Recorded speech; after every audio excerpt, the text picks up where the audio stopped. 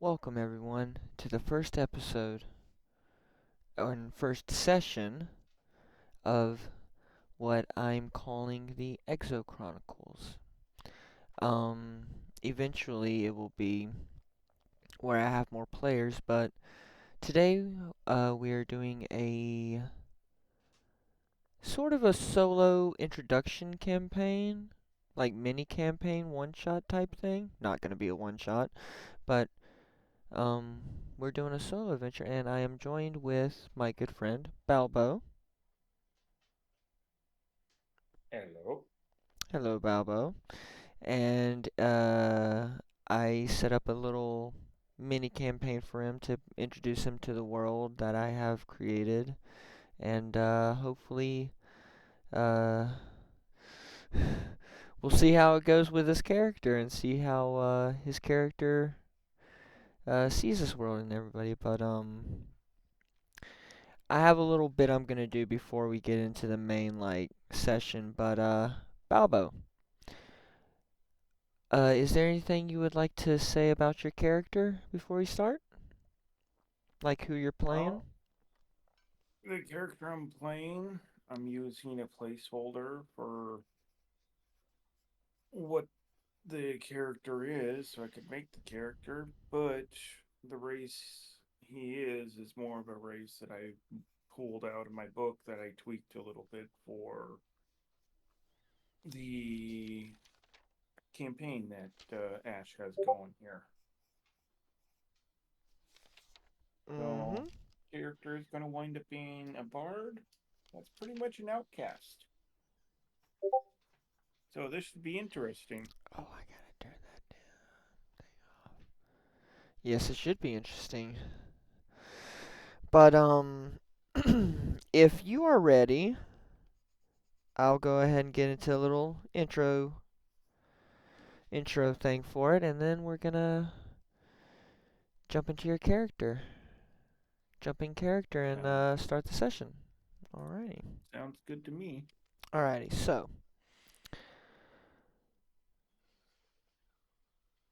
the planet that this campaign takes, what's the word I'm looking for? Place in is named Origa. And we see this planet. We see, as it spins, we see two main continents and then some islands. We see a string of four islands. We see a continent that is, it looks like it's black and somehow charred. But those are different stories. The continent that we will be focusing in on is its name is shrouded. Most people just most citizens of this continent just call it by the name that they call the planet, Origa. And as the camera pans in, we see the snowy wasteland to the north. We see the island cluster of the Eastern Kingdom. We see the desert of the Western Kingdom with its walking cities. We see the Empire in its splendid glory with its two huge circular walls protecting the outer city and also the pillar-like um cap bleh, the pillar-like castle. And then we go further south. We see the forests of the southern part of this continent and the, s- the swampy outcropping to its side. Then we get to the coastal area and we finally end up on an island that is, well, to describe it, it is snowy. It is covered in ice and snow. And this is where, okay, we're gonna take, but I'm gonna keep describing. This island's covered in ice and snow, and it's barren on the coasts with ice sheets that go inland for hundreds of miles until we see two huge, beautiful yet different cities. The first one we see a city that, while it has spires and tall buildings, it is a dwarven architecture city. It is the fourth city of this island. And then we keep following the trail and we get to a more elvish architecture city with beautiful green spires and just perfectly paved walkways, and it is a beautiful sight to behold, and it's nestled on a little lake that they get their main food sources and commerce from. And then we keep traveling and we go to a forest, and in this forest there is a hidden uh city, you would call. It is a roaming clan city. Basically, this city or village, we'll call it a camp. This huge camp roams this island from, well, no one knows why, but we're not starting in this camp yet. We're starting in the path down from the camp, coming from the Elven City. And we are joined. Are you back, Balbo? Yes. Okay, cool. Just making sure. Alright. And this is where we see our. What would you call your character? Arduous? No. I'll just say you're an adventurer for now. This is where we meet our adventurer, going through the forest along this path. Balbo, would you like to describe what your character looks like as you travel along this path? Well, a good way to describe him is he's like a lycanthrope, which is the easiest way for most to figure it out. But his primary form is an upright wolf, though he's got the colorings of just a basic like a timber wolf almost. But he can. This is where they have their lycanthrope means is if they want to use means of hiding, they can convert themselves to blend in with regular natural wolves in the area. Mm. Ooh, okay. Are they the same So size as the wolves, or are they they might be a little bit bigger just because of them being able to walk upright.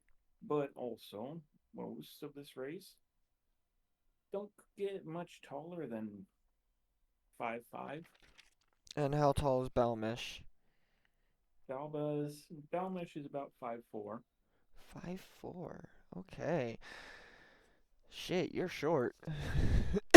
Yeah, but that's the thing. When they convert into their other form, that helps keep them in the right size. Yeah, I get what you mean. Alrighty. Yeah. Okay. So you've been traveling. What caused you to go on this travel? You're just getting from so the Elvish city, you would know the Elvish city's name is Fiathshara. Well, I would have been there doing a couple of shows, Mm-hmm. just traveling from one tavern to the next.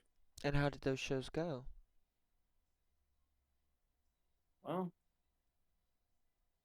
sometimes good, sometimes bad. Uh, Mm, First tavern turned out just fine, just because it always try to go to the one that has more of the friendlier crowd. Then you hit the rowdy one, which most of them, if you're not a pretty lady lifting a skirt, they don't give a shit about you. mm. So you have a few bottles thrown at you. That's fair, that's fair. Alrighty. And had to finish off with a third one of just a little bit of the higher class that turn around and say, well, don't you know a waltz or something? So, Wow. yeah, Huh. I guess sometimes the crowd's pretty rough in that city. hmm. yeah. Because you got the average Joes, then you got the hoodlums, and Mm. then, of course, you get those that, well, most are out and about, but most seem to be down to earth. You still are going to have a few that think they're just better than everyone else because they have what they have. Mm. Okay. Okay. So, good times and bad times. Yeah. How long have you been away from your home on this trip? No, yeah, I would say it's probably been a couple of months. All right, couple months. Okay. All right. Well, you have been traveling and you just got to the you've been traveling along the road and you just got to the edge of the forest. And the road kind of forks a little bit here. You know, to the let's see, you would be traveling east. So you know to the wait north, yeah, you would be traveling to the east. So you know north, the north fork goes back to your home, but also the east. But you also know the east fork goes into deeper into the woods and possibly to where the roaming clan is.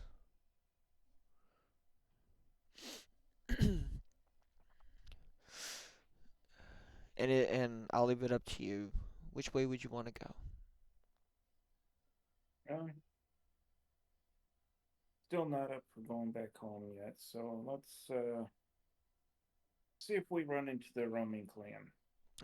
See Alrighty, if we run into one of their scouts and they'll take us to the clan. alrighty. Roll me a perception check real quick.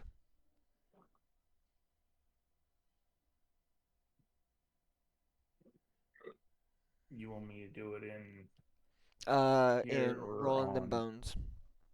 Okay. How do you add the bonuses though?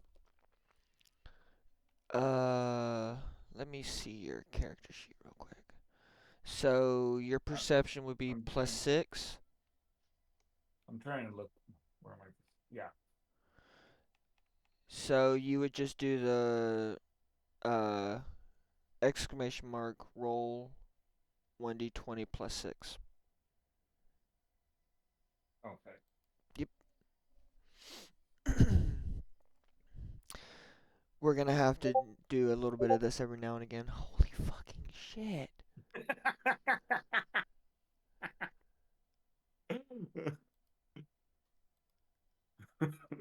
Holy fucking shit.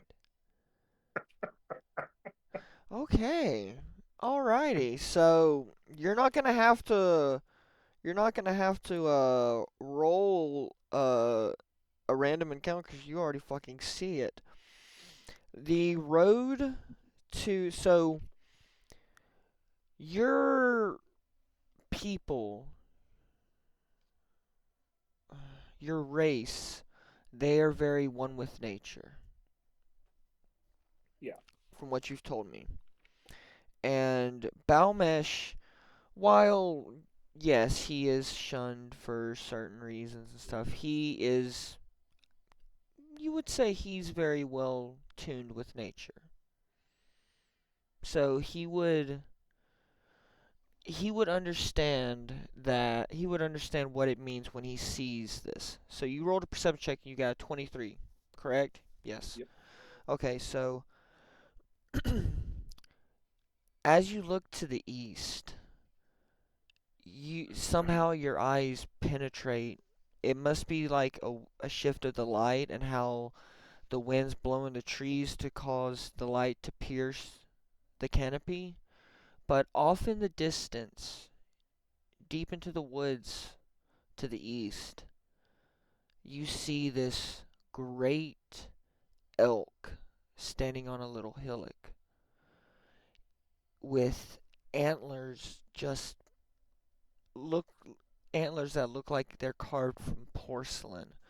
And it is with that dirty 23, you notice that atop the antlers, it looks like it's wearing a crown that it looks like it's wearing a crown of twigs that is wrapped in vines, and it is just staring at you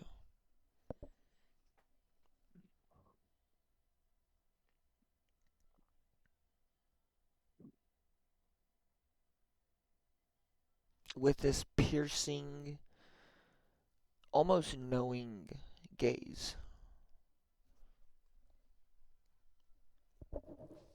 Hmm.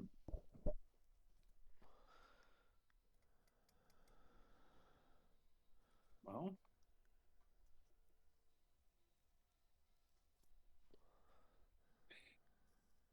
I take well, since well, yeah, I know I see it and it sees me. Basically, I'd be looking at it. I take one paw, I give it a small wave in front of me, and then nod my head, going, "Well, don't worry, I'm not of the hunting pack at the moment, so you have no need to fear me at the moment, unless you fear the soothing melody of a few strings." Do you say this? Yes. What's your character voice, by the way? Because I want you to start getting into character voice. So say it in character. I Yeah, I'm trying here. You're good. You're good. You're good.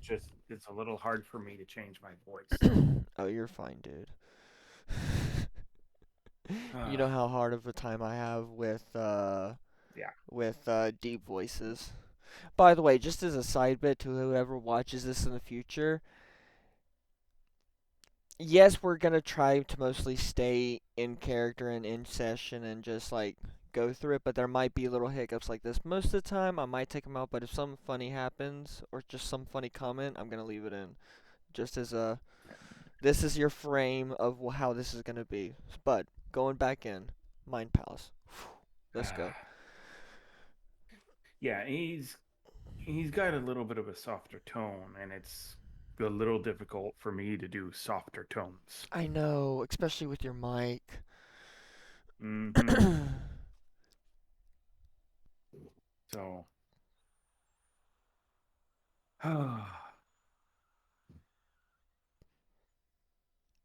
you have no fear. I'm not of the hunting pack for now,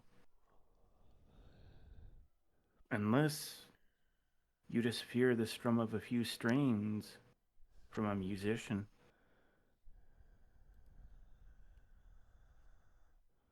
Did that sound better? Yes, it does. Let me roll something real quick. I'm gonna be rolling something real Okay.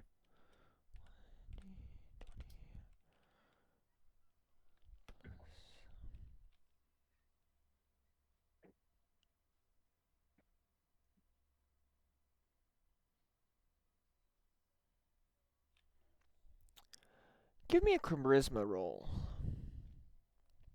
Just a basic charisma. So take your charisma stat, which would be +5. So Plus you do a 5. 1d20 +5. So give me a crit. Or, yeah. Is this What's the plus 5 or the plus 7? where's the +7 in persuasion? No, it's not persuasion. It's charisma. Oh, where it has my strength, dex, con, int, was, and charisma over here on the saving. Oh, that's just saving throws, Yeah, though. that's saving throw. I wanted just a base Okay. charisma. Okay.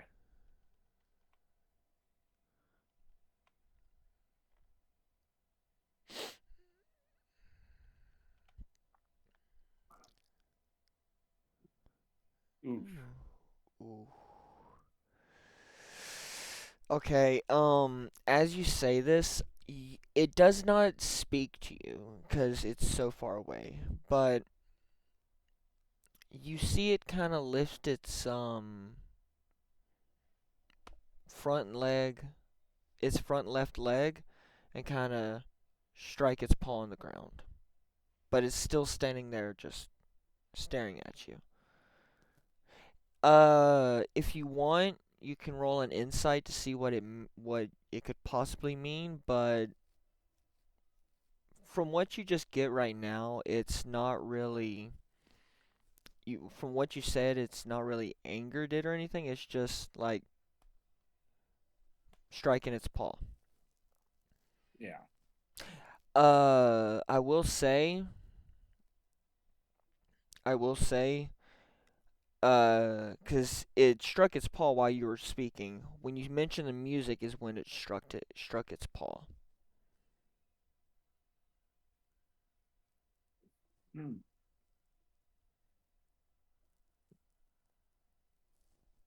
Well, I'll go ahead and pull out the lyre and see if I can strike a tune for it. All right, you know what that means, right? Yeah. I gotta do a performance. Oh yeah, you gotta do performance. Yeah. Uh, You definitely gotta do a performance.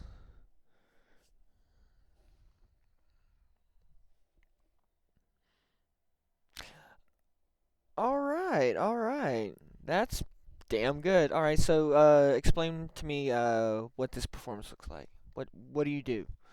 well, I start off with I play more of the uh, a soft melody that goes with the small breeze that's going by, because with the way the trees move a little bit, since that's how I'm getting some of the light, I'm using the whipping of the tree branches as the bass drum. So I'm playing the lyre in order to play with them. Okay. Alrighty. Alrighty. With that 18, you you passed. You definitely passed. I'm just trying to figure out like what to give you. It the great elk kind of as you play this soft melody, it kind of bends its head a little bit as it listens. And then it strikes its paw, the same hoof twice, and you suddenly get this calming feeling like things will be all right, but you also get this deep foreboding.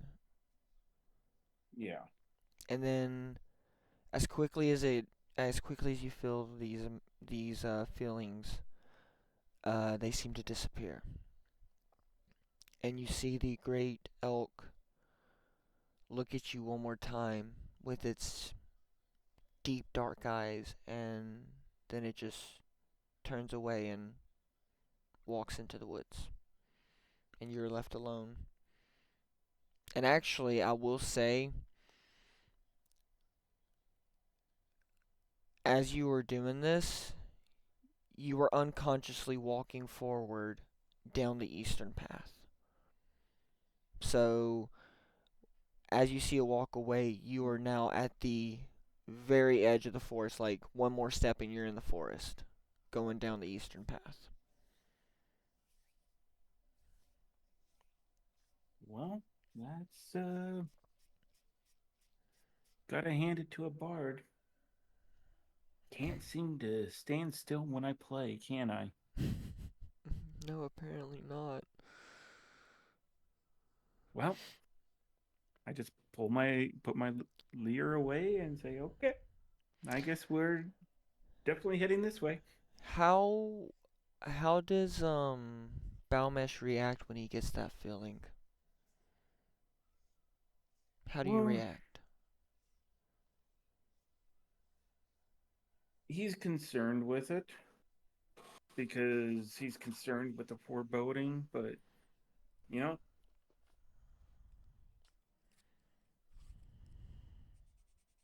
you aren't going to get anywhere if you just stand still worrying about it.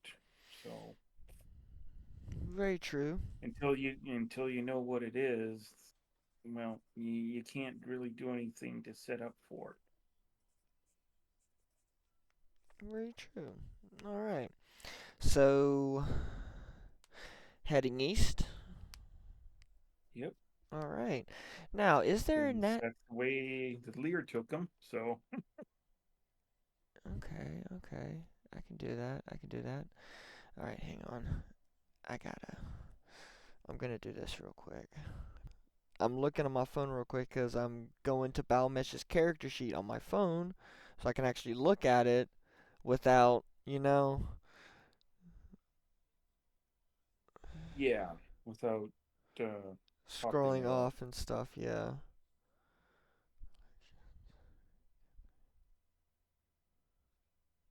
No, that makes sense. Oh my gosh. Okay. Where is my? There we go. But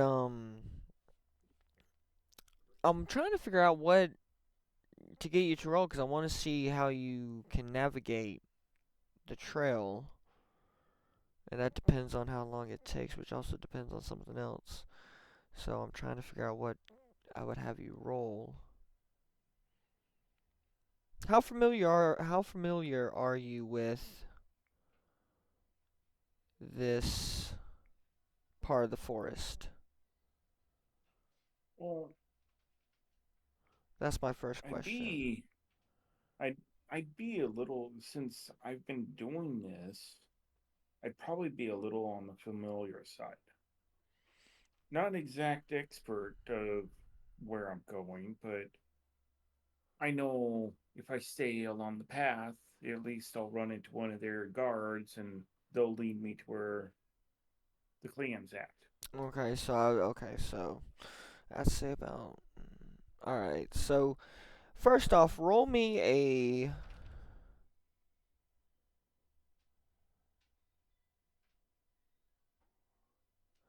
D4 because it's still going to take you a little bit to get there before you meet one of the guards. Oh yeah. But roll me a D4.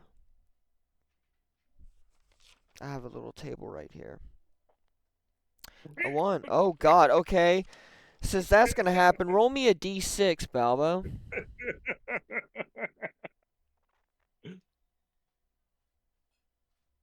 And after that, roll me another perception check. By the way, are you still playing your lute? 5. Okay. Are you still playing your lute? Are you paying attention to I your surroundings at all? probably not. Alright, so roll me a perception check with disadvantage. If not, they're gonna get a surprise Yeah. round. Uh, oh, let's see here. Roll 1d20 with disadvantage, right? Uh, if you think you need disadvantage, that's up to you. I'm not gonna say yay or nay, but if you think you deserve disadvantage because you're not paying attention, that's up to you. Yeah, it's Let me get out this dice set um, real quick that I've been saving for just the occasion. and I'm doing perception, so disadvantage. Disadvantage is rolling twice And taking and taking the the worst lowest. one, yes. Yeah. Taking the Now, how lowest do you one. do the rolling twice, or You do I would just have to type it out twice? no. You do roll 2d20 Oh, that's right. plus your That's right. thing.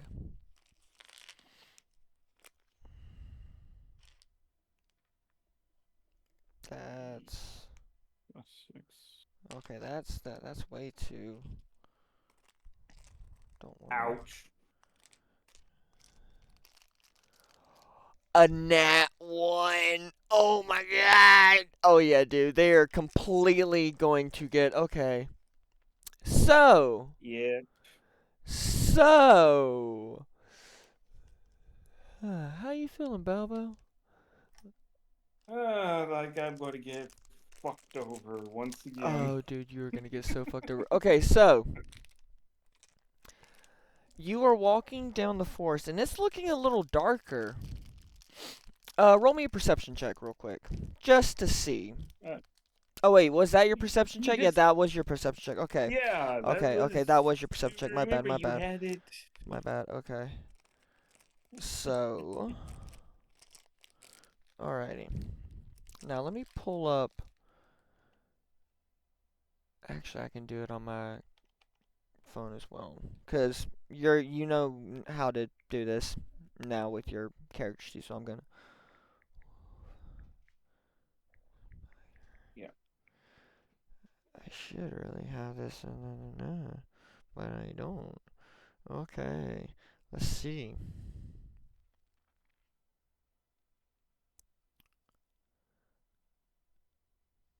And watch Balmesh never even make it to the trials.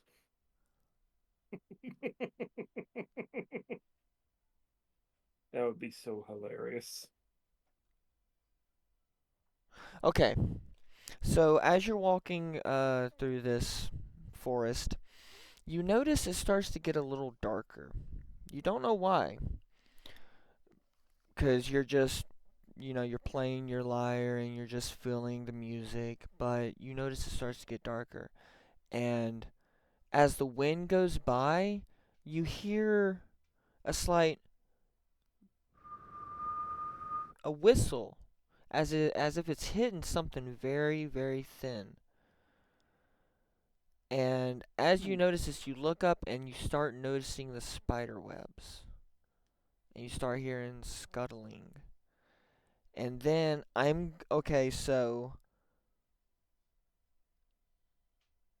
right as you notice these, you hear scuttling right to your left off the trail. You look and hang on. I'm going to roll this just to see. I'm going to roll a 1d4 cuz no, yeah. Roll 1d4. Now watch me roll high. 1. Okay. You look over as you hear the scuttling and you see this giant wolf spider. It is a medium beast, so it's about, I'd say, 6 to 8 feet long and about 3 to 4 feet high, like tall. And you just see it coming out of coming off the trees off the trail. It's coming out of the trees and it's going to attack you. It's going to do a bite attack to you. Now, you can try to dodge, but it's still going to attack. Well, I might as well try to dodge, but that's going to be interesting. Well, first off, Uh, let's see if it hits. It doesn't even hit you. Don't even worry about it. What's your armor class? yep, 14. 14. It does not hit. It it starts scuttling past you. It starts scuttling to you, and you easily just like just from the like startle of seeing it, you just kind of like step away and it just misses you. And it kind of backs off a little bit. And now I have a few more. Um, roll me an athletics. Athletics. Oof. Or actually, do an acrobatics. Do an acrobatics. Or whichever Okay. one you think. I'll let you choose between the two. Well, what am I having to do? Dodge web. Oh, that would be, I would say acrobatics. Alright, roll acrobatics.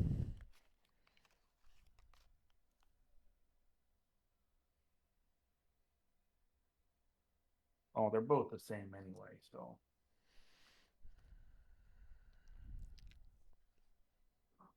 God damn. Alright. Um. So when this spider comes to attack you, you kind of like back up and dodge out of the way, and as you back up, you hear this like this like noise, and you look up and you see like these four strings of web shooting out towards you to try to hit you, but you easily dodge out of the way. So you know there are five of them now, of what could only be giant wolf spiders. Now, I want you to roll for initiative. Why did you Oh roll a boy. 1, Balbo? Why? I don't know. Now I got it. Okay, so I'm going to be rolling with a physical die to get their initiative because I don't want it to spoil the initiative. So I'm going to roll with a physical die.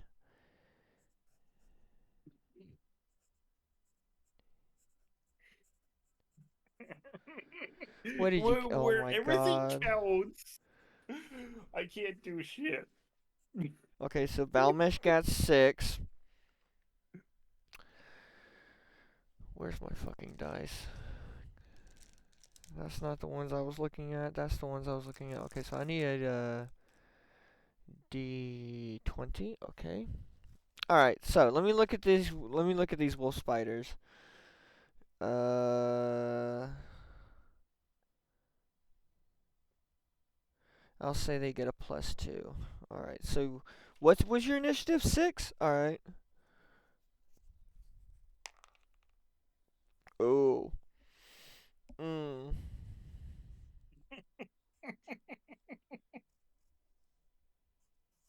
Mm. Okay. Oh God. Okay.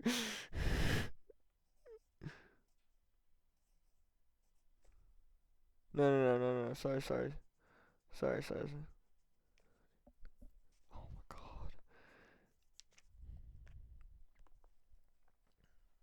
All right. That is a. Okay, so. So how All right. many of them got dirty 20s?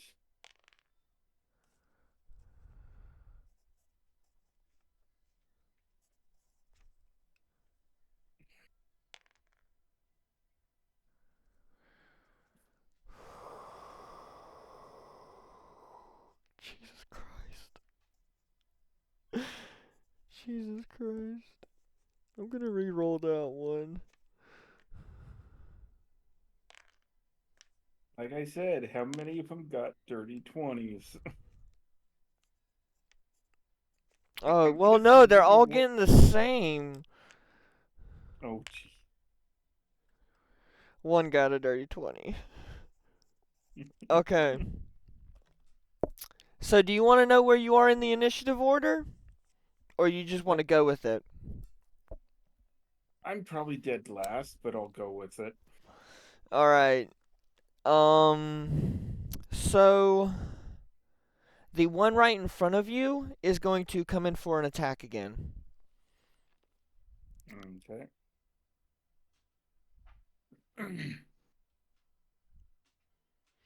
Alright, so it is going to hit you with a melee bite attack.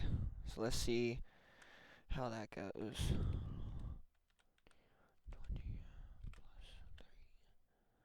1d20 plus 3. 6. No, that one does not hit. So again, it just it's kind of like pushing forward. It's not close enough to bite you yet. It's about like 6 feet away, but it's like just snapping at you. Just like you hear the chittering, you hear that, Yeah.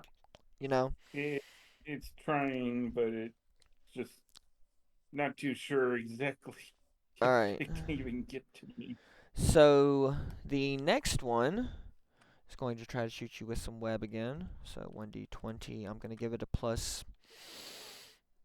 I'll give it a plus 2. Oh my god! Okay, you can What? dodge. You can try to dodge the web if you want, but you literally have to beat an 18. I'll tell you the thing now, because the way I do it Yeah. is the lower it hits, if, but yeah, the DC is 18. You can roll. And what do I have to roll? Are you jumping out of the way or just trying to like, well, what happens when this comes towards you? What are you going to do? I'm going to try to roll out of the way. All right, so I would say that's an athletics. No, no, Okay. no. I would say that's an acrobatics again. Okay. They're the same, Cool. so it's interchangeable. Yeah. And I'm And saying they're plus, the both mine are the same because they're both the same number. on number. Yeah. Yeah, I was just about to explain it. So let's see.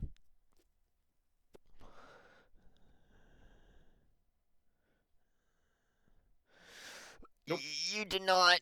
You did not. So Okay. I put myself in a nice, friendly little ball form. So no, no, you don't. As you put them into as you try to roll yourself into the ball, the web hits your which. So you would probably to start a roll, you would probably start with your dominant leg. Which leg is your dominant leg? You would take Uh, the first step with your dominant leg. my right. You're right. Your right leg is now encased in thick web. Oh, jeez. You are going to be immobile for, let's see,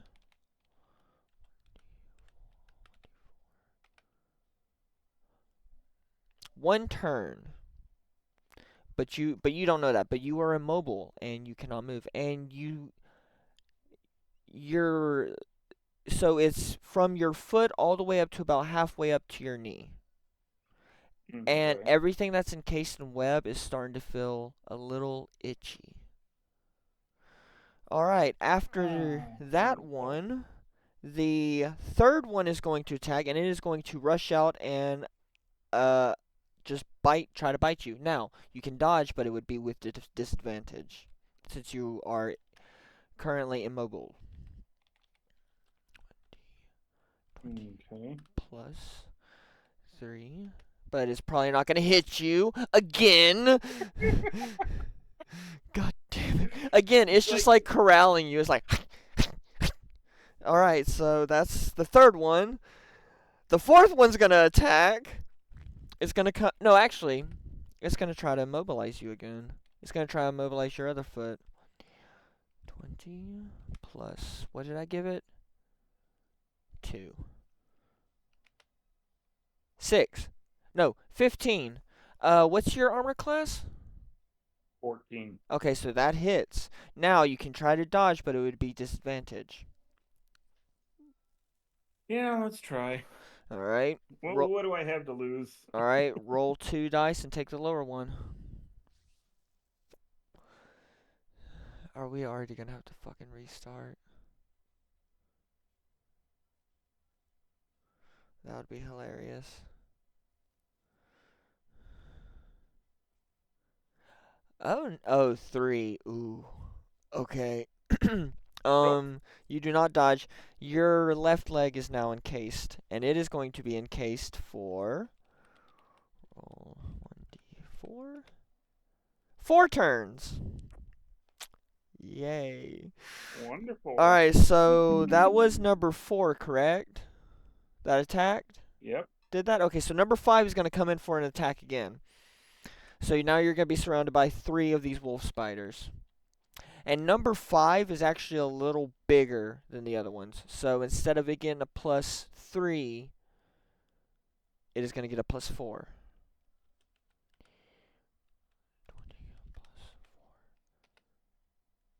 Oh my god, that's a natural 20. It does double damage.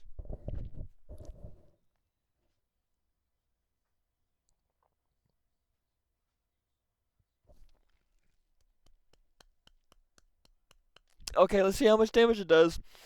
How much damage does it do? Oh, that's fine. You're gonna be fine, Balbo.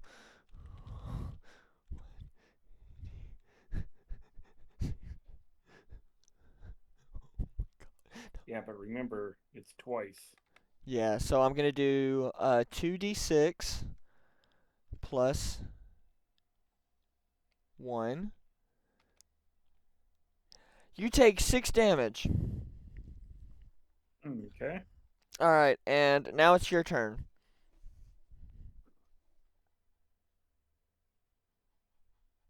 Well, um,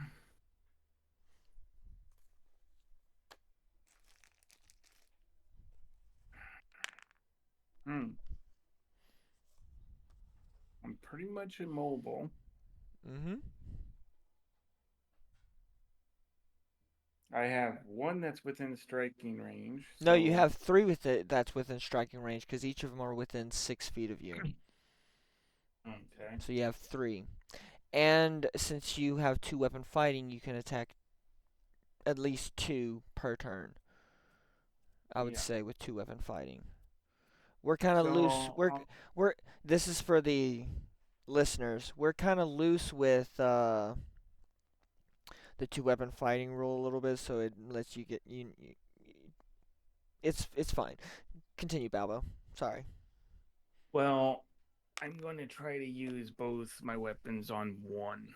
All right. Which one are you attacking? The one that actually got me. Okay, so the one who I'll say the one who got you was the one on your right. Okay. Right. So now to hit, I roll 2d20 plus 5. If I'm reading that right.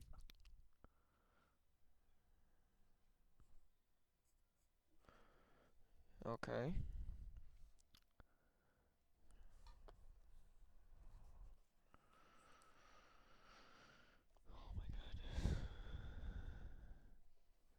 That hits.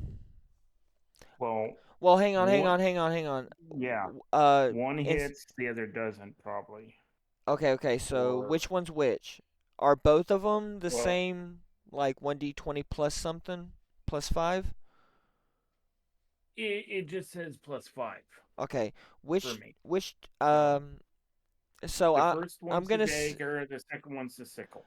I was gonna say I would rather you do them separately instead of doing 2d20. If that's cool with you.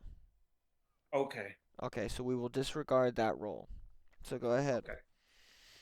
We'll do it that way And then. I'm not doing that to Sorry, take it easy on you. I swear. I'm really not. Okay, that didn't work either.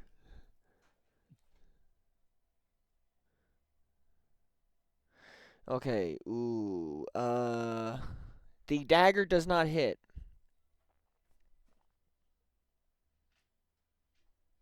Okay, what about the sickle?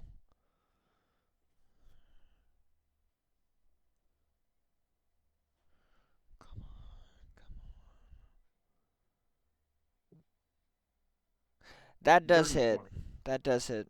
Roll damage?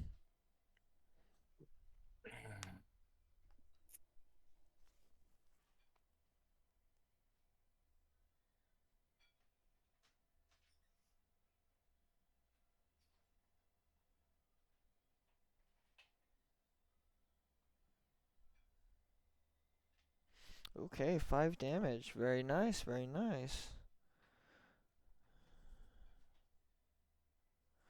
All right. Very nice. All right, so tell me how the attack goes. What do you do? Well, You don't so it's kill the it, one that, but you damage no, it. You wound it. because it's the one that came in. I figured at least putting damage on that one would give me means to put a little fear into the others with if I could have gotten some good hits in was my main Mm. idea behind it. Well, I will say after But doing this first, after striking that wolf spider particularly backs up. The other yeah, two do not, though. Sorry. so but yeah, because my knife doesn't hit, I just follow with the opposite direction with the that's the reason why I like having the two. Because you swing one, they're going to try to dodge that one. So you swing the second Mm. one in unison afterwards, so they go right into the second. Yeah, I see what you At mean. least that's that's my whole plan behind using both. Alrighty. Well, I will say that spider is kind of backing off a little bit. What's your range on your weapons? Um, Because it's going to back out of your range. yeah, the sickle's 5, but I don't know what it means with this. Okay, the dagger's also 5. Let me see. It should say reach on there as well. Yeah, both of them are only 5, Oh, 5 feet? 5 foot. Yeah. Okay. Alrighty. Cool, cool, cool. Good to know. 5 feet. Alright. So,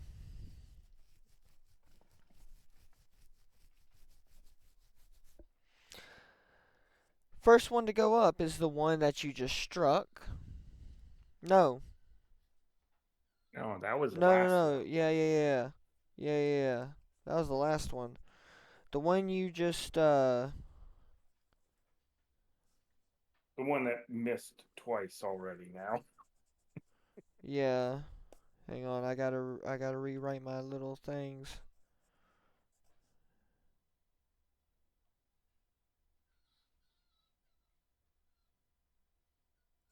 There we go. Okay. Yeah, the one that's missed twice now that you struck, it's going to shoot its web at you. To encase, cause your right leg, your dominant leg, has you see the as the kind of itchiness of it kind of increases, you see it kind of just kind of slough off your leg after that whole round. So you're Mm-hmm. while it is still tingly and it feels like needles are stabbing into your leg, you can move it. So it is going to Okay. try to rebind that leg. Roll 1d20 plus 2. And it misses. Alright. God damn, this guy With the misses a nat lot. one. Yeah. It actually. Okay, with that nat 1, okay, I'm gonna roll. I'm gonna roll to see if it hits. Okay, first off, I'm gonna roll a 1. Actually, I'm gonna do this. I'm gonna roll a 1d4. Uh, odds are 1s, evens are 2. Okay. Oh, shit. That. Shit. There we go. Yeah, you did that in the. Yeah, I did that in the wrong thing. I 1d4. was like, what are you messaging me 3. for? Okay, so it's 1. So you're gonna hit. You're gonna hit the one that. Okay, so it's gonna hit the one that hits. You see it shoot off to your right leg, and as you move your leg, It breaks off, you kind of move your leg and pull your leg away from the web, and it sloughs off, and it actually misses your leg and hits the spider on the right side of you, the one that hit you. So we're gonna see if it hits that spider. Roll 1d20 plus 2.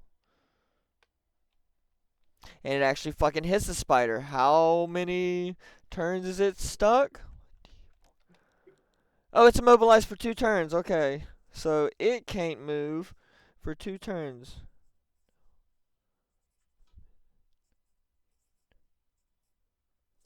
Alright, good to know. Good to know. Okay. Next one is going to be the one to your left. And it is going to attack you. Now you can try to dodge, but again, it would be a disadvantage because your left leg is still stuck for 3 3 more turns. turns. Yep. 1d20 plus 3. Oh my god, it hits.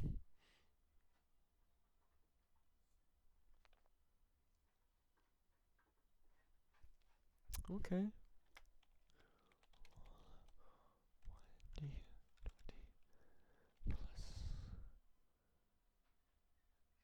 Oh no, I did 1d20. Okay, 1d6 plus 1. I got 7 damage. How much health do you got left, Balbo?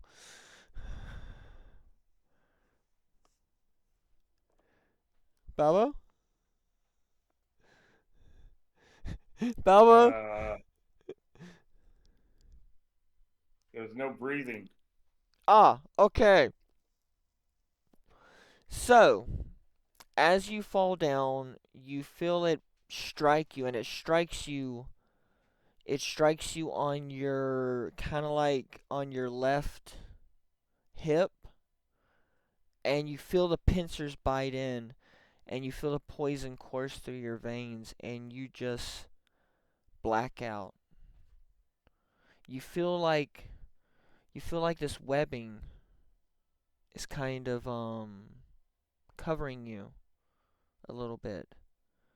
Roll me while you're still conscious. Actually, no, you gotta roll death saving throws now. Roll Mm-hmm. me your first death saving throw. What's that? Oh, it's supposed to be. That is just a straight up, I think that's just a straight up 1d20, if I'm correct. Well, I can roll it on here and just see what it is. Okay, see what it is. And then you can do it. This is just a practice roll. Then you can do it and see and do it on the thing. Okay, yeah, it's 1d2. I so wish I could have used that. Okay, I'll give you this. What is it? It was a nat 20. Okay, I'll let you use that. So you can put 2 saves. Yeah, well, I instantly put my health to 1. No, because a nat 20 is worth 2 saves. That's the thing. So Yeah, you I still got. don't know why it just It's fine for so now. You're still alive. You're still alive. Roll me a Constitution saving throw, though, to okay. see if you still stay awake or conscious. Um, That would be +3 for you. yeah. Oh my god, I can't believe this. Yeah. 17. Okay, so you're still conscious. All right. So you're still conscious as you feel this web covering you, and it's starting to get up to your it's starting to get up to your shoulders. So from your feet to your shoulders is covered now. Yeah. Okay. So I want you to roll first off, while you're still barely conscious, I want you to roll me a perception check but with disadvantage. Actually, roll me a perception check but with advantage. with advantage. So you roll 2 and take the higher one. Oh, why You'll advantage? Okay, cannot tell you right now. 2d20 plus. You said perception, right? Yes.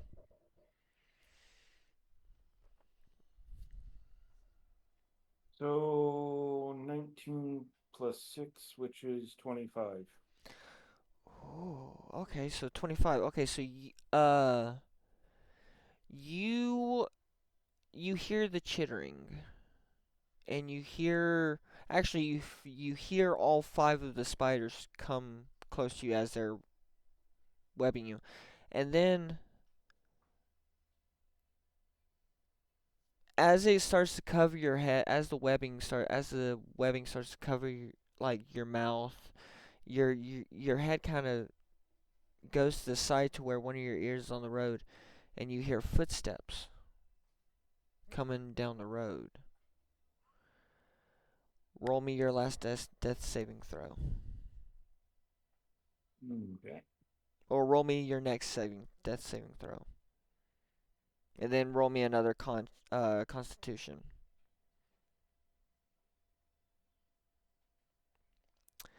That is a success. So actually, you're stable now, so you have 1 now. You're back up to 1 hit point. You're still encased in silk, but you're back up to 1 hit point.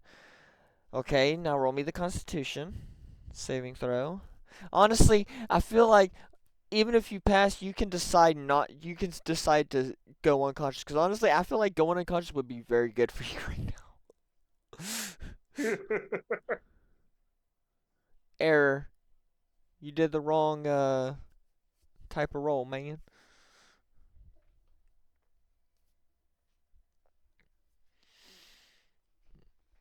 Oh my goodness. So you stay Nope, awake. he's gotta be awake for this shit. All right. He's gotta So be awake for the last second. the I'm gonna just tell you this.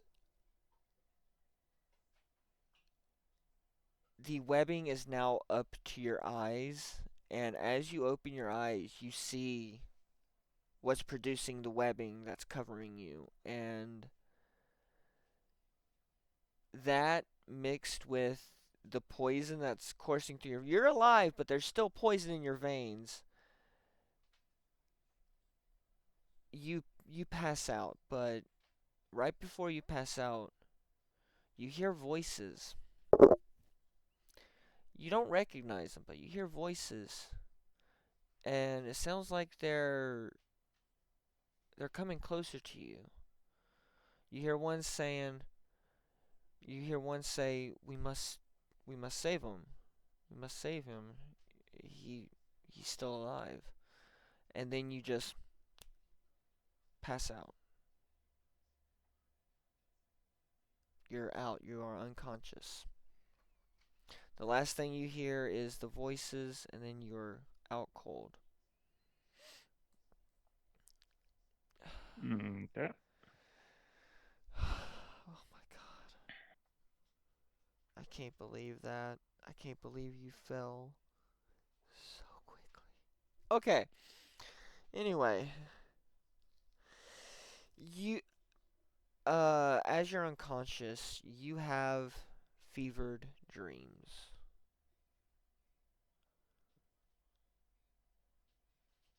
What sort of dreams does Balmesh have that would cause him stress and anxiety Oh, and fear? basically,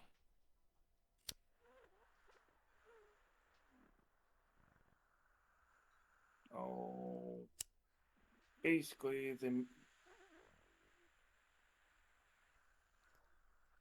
oh, the memories of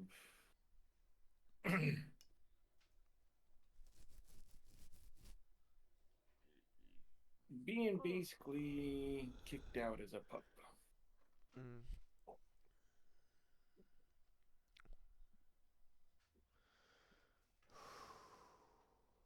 That's rough. Yeah. But I hate to say it, that's what you're dreaming about right now. You're dreaming about getting kicked out as a pup, being alone, being without house or family. And this goes on for a while, and then suddenly you start to become conscious again. You start to wake up. It's very slow, but you start to wake up.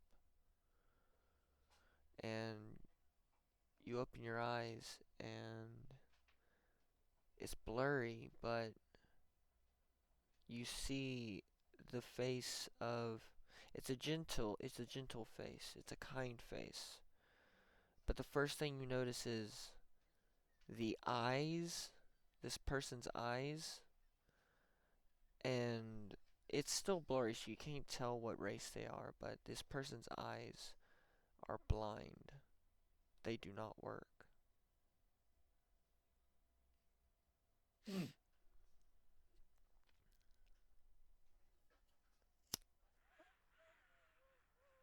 Oh, there's some reassurance. Hmm. Even a blind one's more useful than I am. Yay. Oh my god. Okay, your eyes start to focus more, and you notice that this this person before you is dressed like a monk, but not like a fighting monk, just like a regular monk. And this person is actually, you can't tell if they're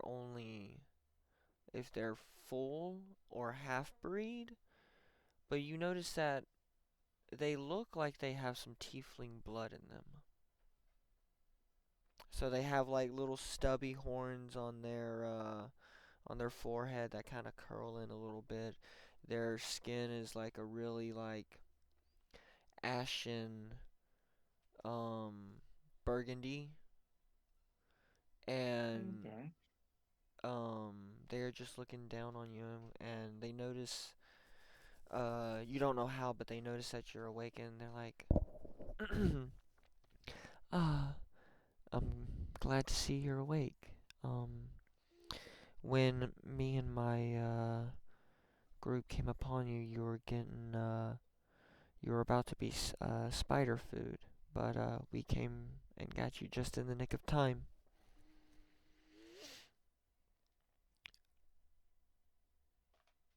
Hmm. What were you doing, and what caused the fight? Uh, what were you doing in that part of the forest when they were there? You know, you usually should avoid, and it's said in a lighthearted way, but they say, you really should pay attention and avoid, or yeah, you really should pay attention so you can see and try to avoid the packs of spiders in these forests. These are dangerous parts. You kind of get the feeling they don't know what race you are, so they can't really tell because they're blind.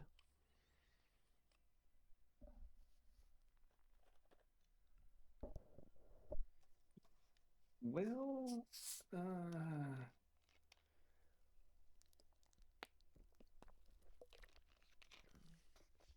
for one, it probably would have been better for the pack that you just let me go on that one, but thank you anyway. Oh, you're most welcome, but um, while it is concerning that you say it would be better for your pack that we let you perish, it is against our creed to let an innocent perish in any circumstances. Mm. And again, as he mentions his group, you kind of, I'll give you this because they're kind of crowded around you. They're blocking your view of from where you are. But you kind of look around and you notice that there are about, I'd say, six more of these similarly dressed monks. All of them are blind, and all of them are different races. Like, you have a dwarf, you have a couple of full-blooded tieflings, there's an elf, and the last one you notice, kind of curious, their skin's very like a pale, translucent, almost grayish, like sky grayish blue, but Mm. their hair is constantly flowing. But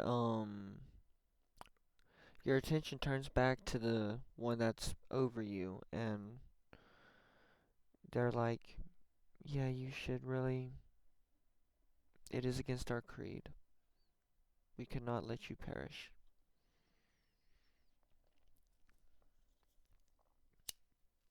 Well, like I said, at least thank you. But, well, I was just waiting till I came across the guards to the Roman clan. I visit once in a while, and well, you gotta wait for the guards to find you before you can get let in.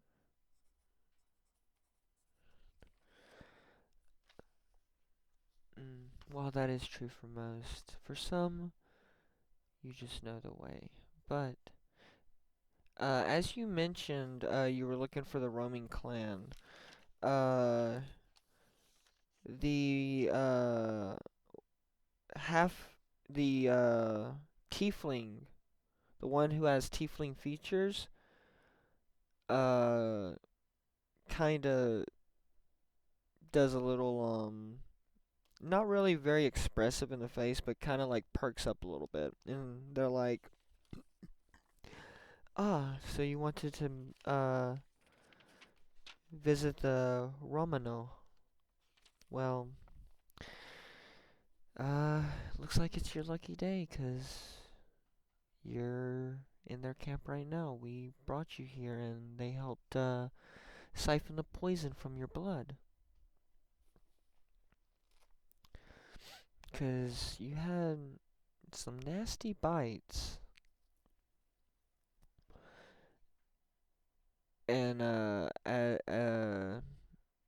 you look at your body and you actually notice that you have bandages from your lower hip all the way up to just where it starts to hit like the side of your stomach, and you also have bandages across your back on your right side from where that bigger spider bit you. You're not in any pain anymore. You're not hurting anymore, and you're not feeling the tingling in your legs anymore. Okay. But as you start to come to more, you're fully awake now, and the other monks kind of back away a little bit and start roaming, and as they kind of break away from this wall that's blocking you, you notice that you are indeed in the Romano in Romano camp. You see these Hmm. giant tents of uh you see these giant multicolored tents. Most of them are like red with splashes of like dark green or orange or like a dark yellow, like almost gold. But while while to most people, most outsiders, it would look, at least from the camp, outsiders of the camp, it would look haphazard. You know that there is kind of a what would you say? An There, order. there's a method. Yeah, there's Yeah. a method to how it's laid out. So where you currently are, you're currently in the where like the medicinal tents would be, the herb tents, The stuff that needs most protecting, yes, basically. you're in that, and actually you see about a dozen guards just patrolling this part of the camp. Okay. The acolytes they split up, or the monks they kind of split up and go to different areas. But you notice the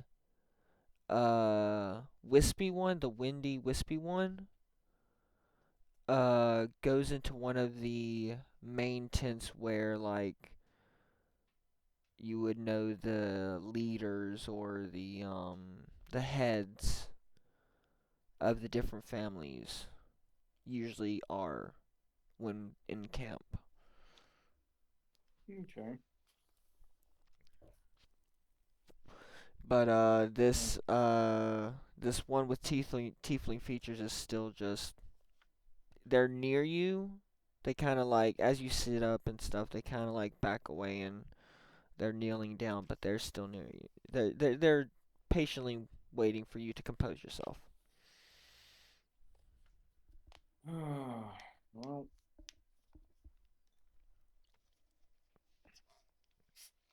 at least I finally made it. That's the one thing I was hoping. Now, just to see if I can get permission to do what I wanted to do. Are you saying this out loud? A little bit. A little bit, okay. It's more of mumbling under my breath a little bit. Uh, the tiefling kind of cocks their head a little bit and says, "Uh, some of the greatest advice is taken with mumbled words. But what brings you to the Romano camp?" Well, um, be honest, just roaming musician at the moment. Just trying to find my place. Ah, one of the arts. Uh, one of bleh, one of the musical arts. Are you well practiced? Mostly self-taught. Hmm, intuitive. Interesting. I tried Well, to play with the sounds of the land itself. roll me, roll me an insight. Oh, for Pete's sakes.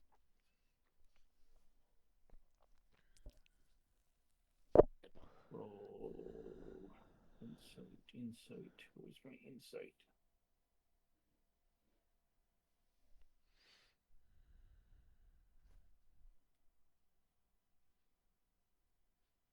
+6. Yeah, that's I found it.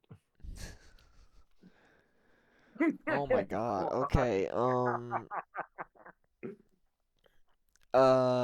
Okay. As you mentioned that you play with the sounds of nature, you notice a slight crinkle in the sides of their eyes as their expression just briefly changes, and then they seem to compose themselves and they say, "One who plays with nature and plays along with nature and the music of nature." Why am I repeating myself? One who plays along into the tune of nature has great insight and can do great things. Hmm. And then in a mumble they say, uh, maybe even one day, access the deeper music of the world. Like they are interested in you a little bit more when you say you play along with nature. You play the music, you play to the tune of nature, basically. Yeah. But they kind of compose themselves and they're like, well, I have I have family that chose a different path in this camp, and if I'm correct, she owned a establishment of some sort, and maybe you could go there uh and play your music. Hmm. I'm Well, sure del- she would be delighted to have you play your music.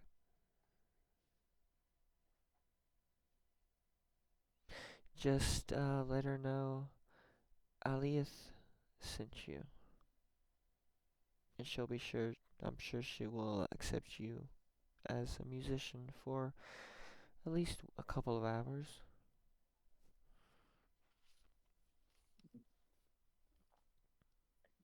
well, that's all I ask for is just the chance to play a little. Mm. Strive for it, young one. Strive for it. But I must be going. I have business to attend to, and me and my group probably won't be here for much longer. Hopefully, our paths will cross again sooner rather than later. Uh, Goodbye, young one. And they kind of start to stand up. So you got a chance to say anything you want or anything, do anything before they leave. Uh, do you mind me asking? What do you think? What are you all? What are you after? Hmm. I've lived in this land since I was a pup, so They kind of stand there for a second, and you see them actually kind of contemplating their answer, and after a while, they look at you, and it's kind of uncanny, but it looks like they're looking you right in the eyes. And they say, I am merely here to find a path to a place of worship. Me and my group, we are wandering acolytes, and we're looking for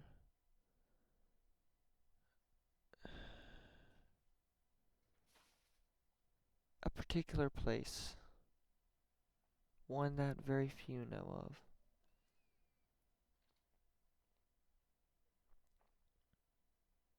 hmm. uh,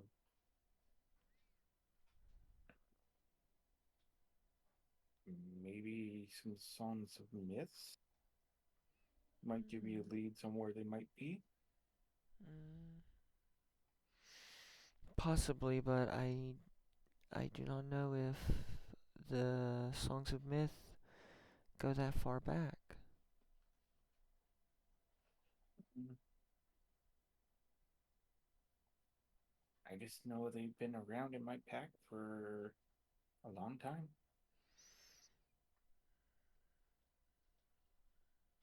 Again, when you mention the pack, they kind of get a curious expression, and Alayeth. I said their name was Alayeth, right? I need to write that down. You need to write these names down. Okay, Alayeth. All right. Um, Aleith looks down at you, and they say, "Pardon me for such crass words, but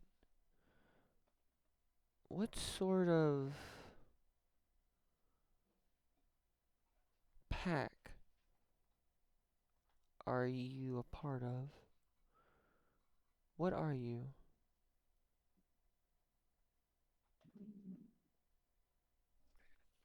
Oh, well, a lot of times we're confused with lycanthropes, but we're more of a wolf base. So, oh, yeah, but we're actually the main race that lives on this island, but most of us stick to the the mountains. What is the What do you, name? Because of course I can't get any distinction from like a physical description. oh, oh God. You're gonna have to give me a moment on this one. I didn't think of a name for the race. Oh my god. Well, uh, while you're thinking of it, I'm gonna. I gotta get something to drink, so while Okay, I'm so trying to figure it out, we're I'm doing a gonna fight. go get Well, some. actually, it's been an hour 27, so we'll do our first break here. Okay. All right, we'll do our first break here. Mm, All right.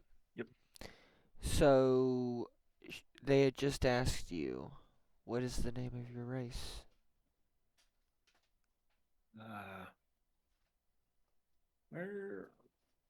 We're the Carne Lupas.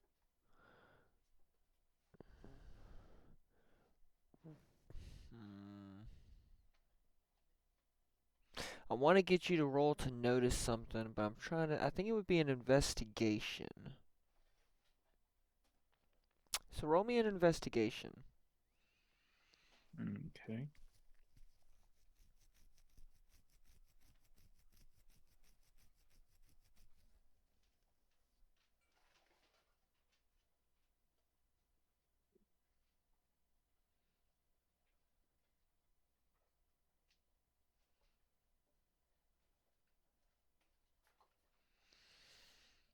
Yeah, you don't notice anything. Okay.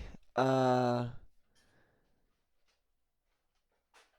they kind of put their hands behind their back as if they're deep in thought, and then they say, "Ah, the Carne Lupa. My I'm trying to think. I have heard of you. I have heard of your race.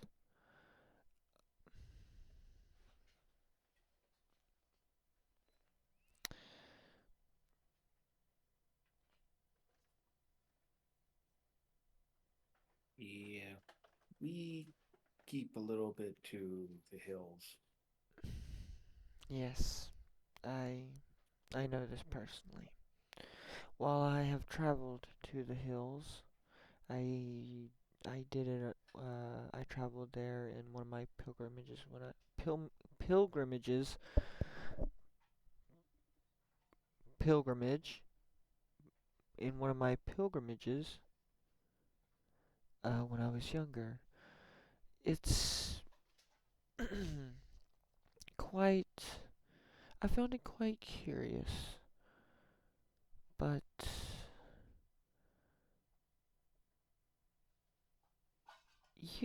some of your songs of myths might mention this, but I don't know if it would mention the location or help me in any way. But it is possible.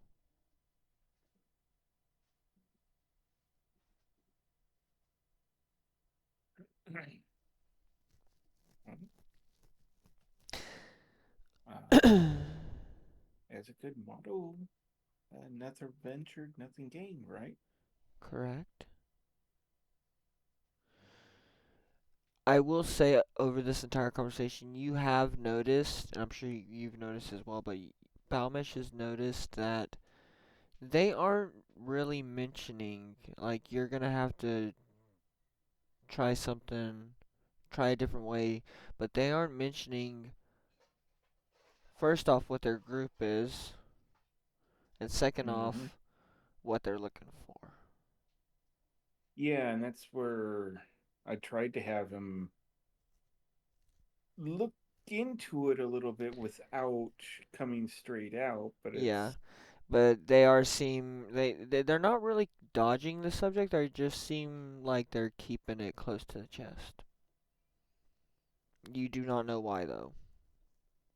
well, I figure I go ahead and see if I can find my loot, my liar real quick.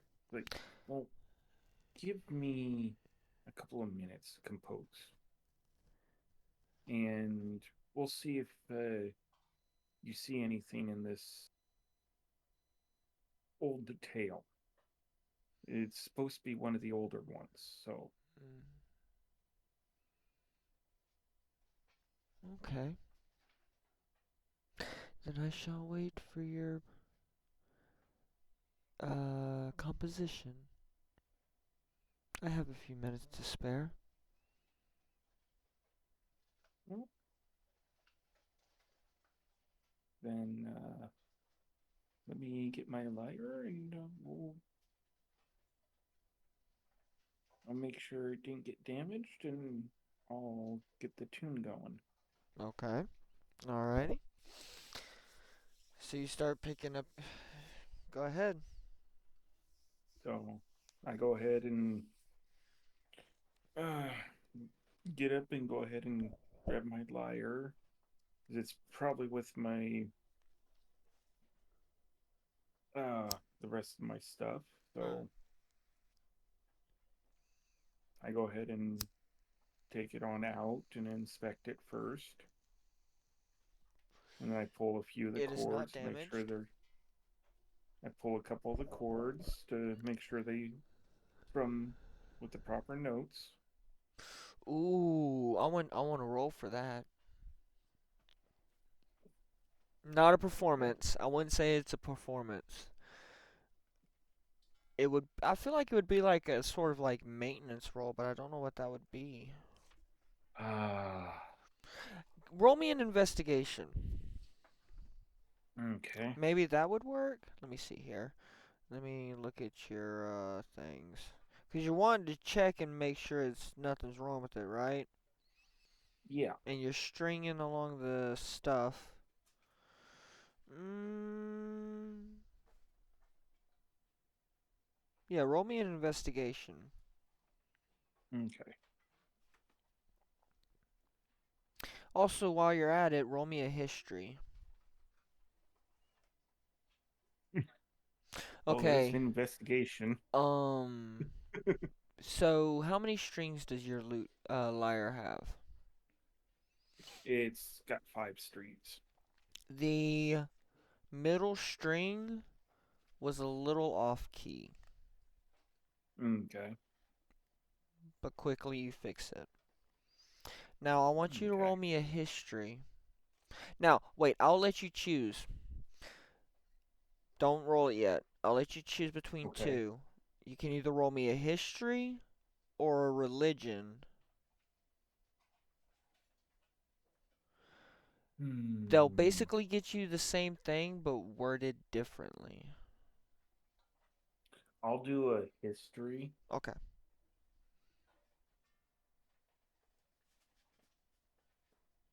because that's where I would have been able to get these is the history archives. So, Mm.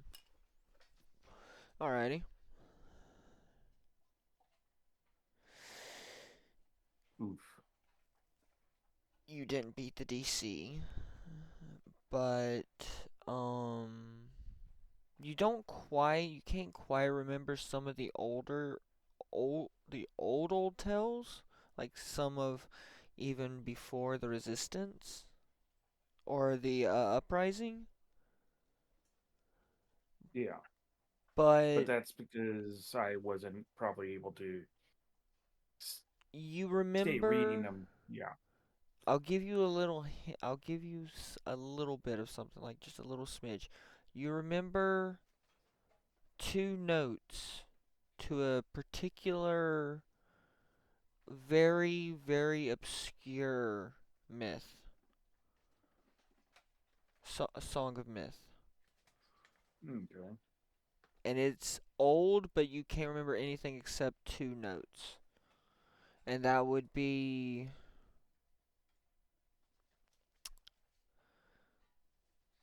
an E and a G. Okay.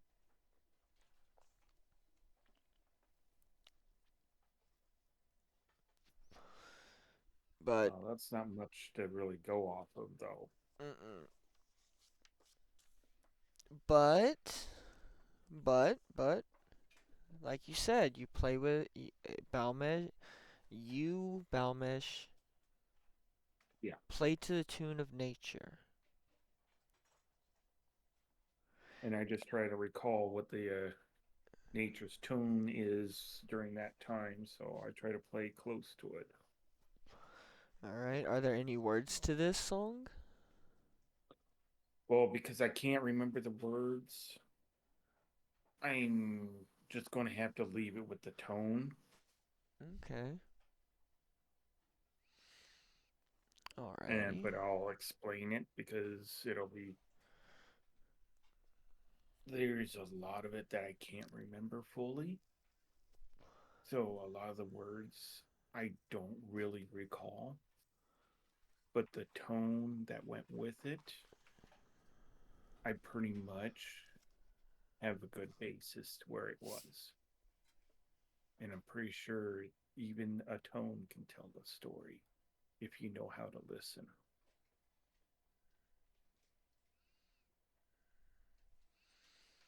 Hmm.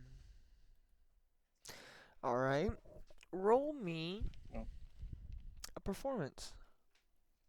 okay, well, hopefully I get a good roll here. And I'll Hopefully. even say this with that explanation, I'll give you advantage. Okay. Plus five. Oh, I forgot. Since it's an advantage, I can do this.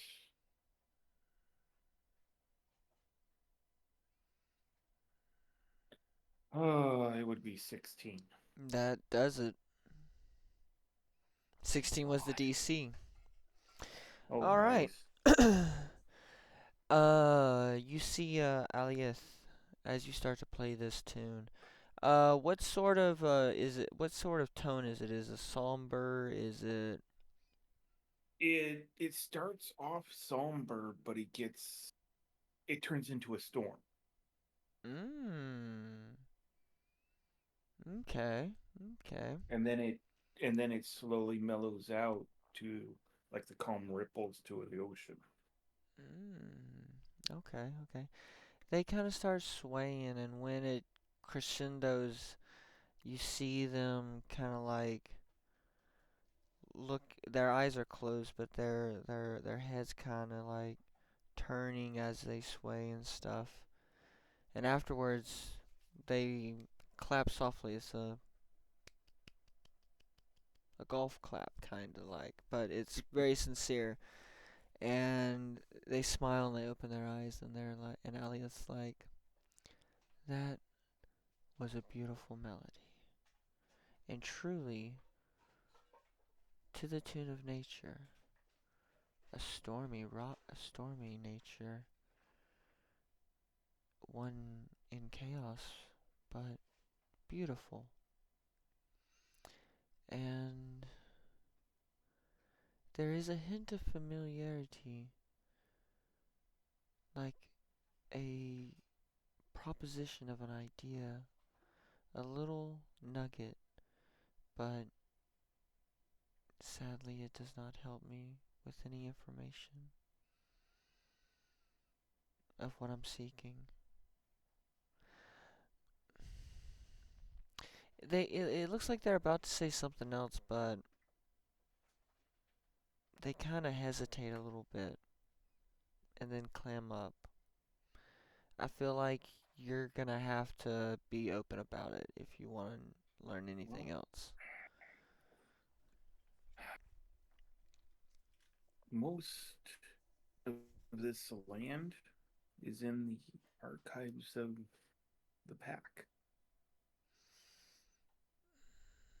And that's where I got the basis of that melody. Well, most on pilgrimages, like I'm guessing you're on, Mm, that we are indeed get on a open. pilgrimage. Well, they get open means to sections of the history. So maybe you'll have access to those stories, and maybe we can find the lyrics to that exact one.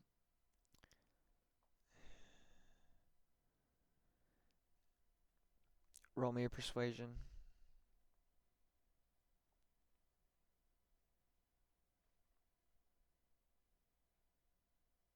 Oh,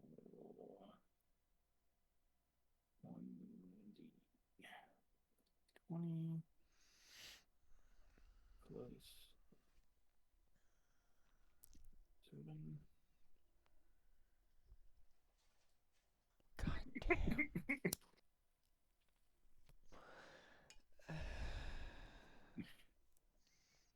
Forgive me for my hesitation on speaking about what I'm looking for.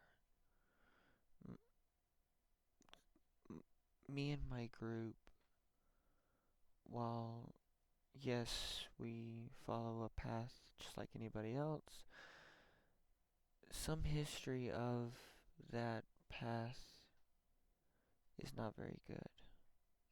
And so sometimes when we ask about looking for the shrines, people kind of hesitate to speak about them. But we're looking for we're looking for a particular one, a particular shrine, but we are also looking for the other ones as well. And and there have been we know on good faith that the people of the Romano, the heads of the Romano, know the locations of the ones that are still known of. But again, they hesitate. We are looking for the lost shrine of the first. Now, not the temple, but the lost. And that was out. That was the DM telling you. Not the Yeah. temple, but we're looking. We're looking for shrines of the first, particularly the lost northern shrine of the first.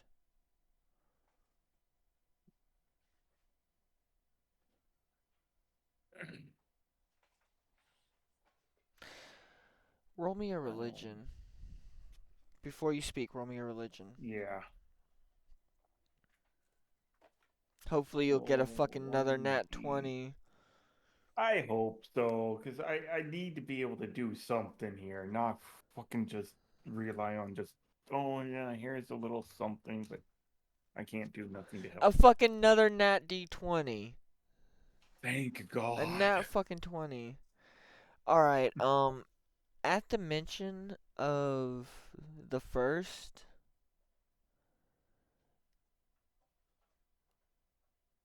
you. Hmm.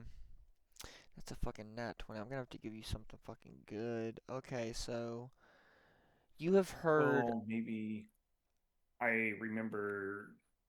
I Oh, know all the tales of the yes. I was gonna go there. shrines. Okay, so You have heard of these shrines. You don't know any. So when you hear about Aliath speaking about the first, you realize why you had kind of recognized them. They are acolytes of the first. Now, from what you remember of the first is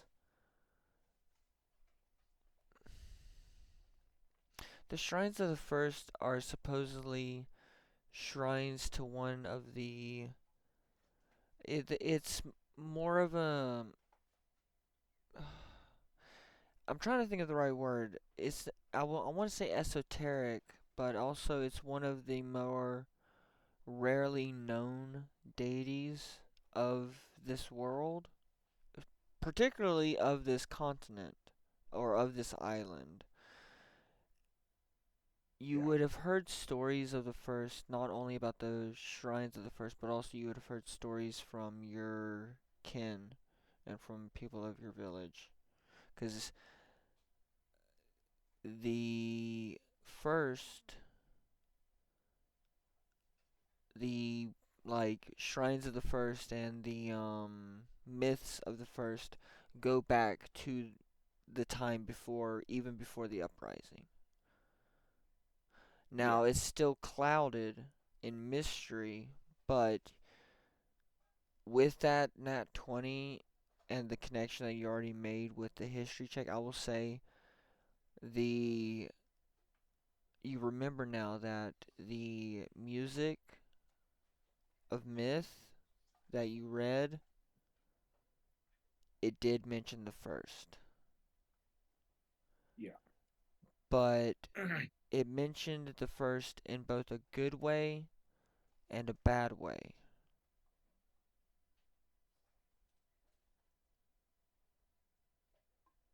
And it was found, you found it when you found this piece of music, of myth, it was old and dusty, like it had never been touched, or barely been touched. And that's why I had a hard time remembering it. But, with that religion check as well, I will say you don't. There's about a 50-50 chance that you could find something on on the first the shrines, but you do not know it. You can't remember anything particularly about a lost shrine, except Yeah. that there were five and then there were four. But you Yeah. do remember the location of one of the shrines. You've never been there, but one of your connections in the Romano, one of your uh name one of the people in the Romano that you've kind of formed a friendship with. Give me a name. Uh, I I would say Lathier, a merchant. Say it again. Lathier. I'm gonna ask you to spell it.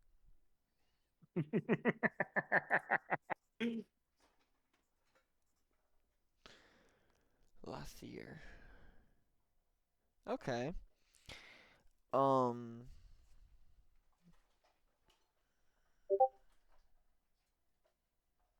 a merchant. Okay, Lathier.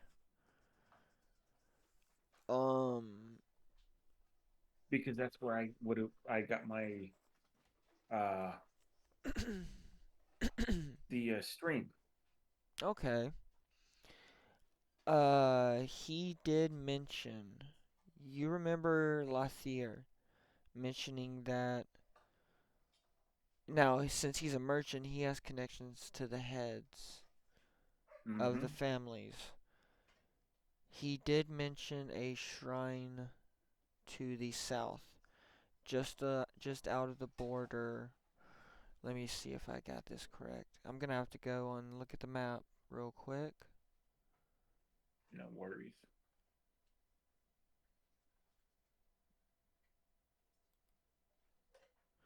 But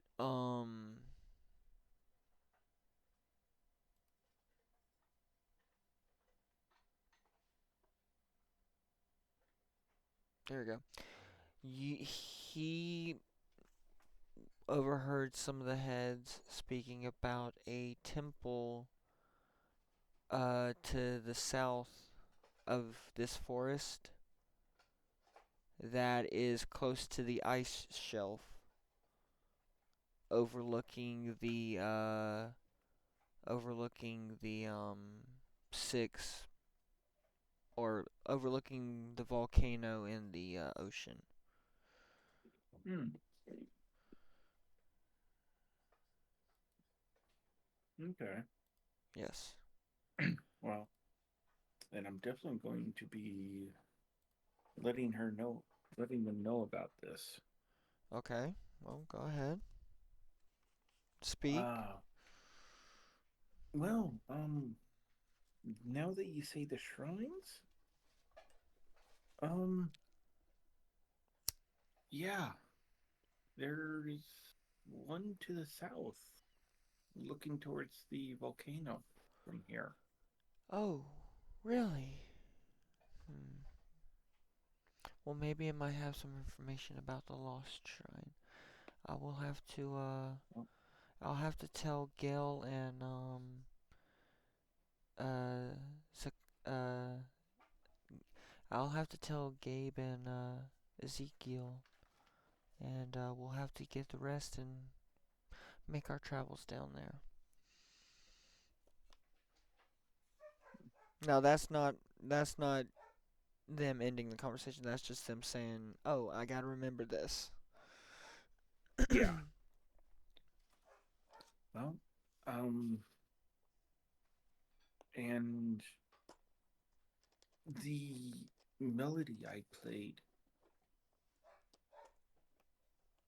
there were verses that dealt with the one. Really? What did they say? I, like I said, it was an old parchment, very old, that I came across in our history logs, Mm. and it was like it was never touched, or I was the last first one to touch it for who knows how long. Ah. So I only got to studied it for a little bit before And when you I, studied it, what did you glean? well, I gleaned a little bit of there was good and bad, and that's the reason why that melody goes up and down. Hmm. But without knowing the exact verse, life is up and down, though. That is very true. You cannot have the good without the bad. Yeah, Hmm. it's something our pack looks at is there's two sides of everything. Can't have one without the other. You are wise beyond your years, young one, and I hope that your pack mates see that. Mm, One day they will. I see a bright yeah. future for you, but, Well, if I can't beat wolf spiders, not gonna be a very long future. well,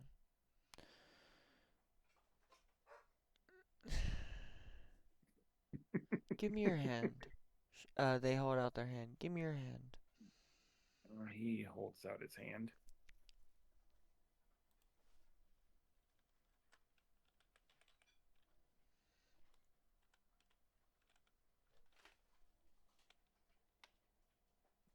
Damn, okay.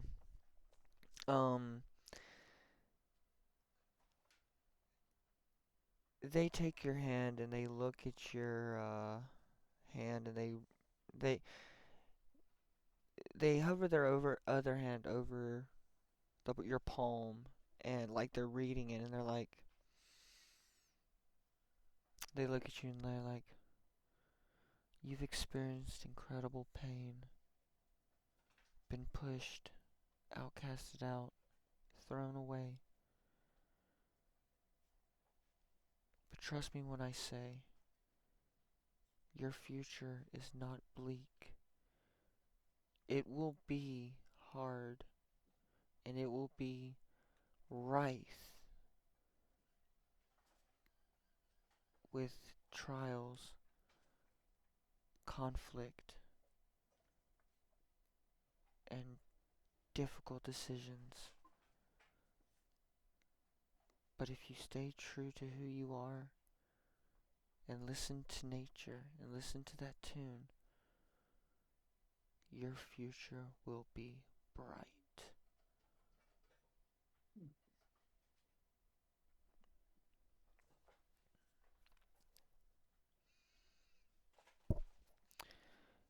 Well,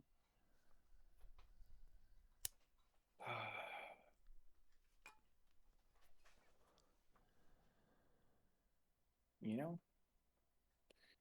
that could be true. And no, I hope so. But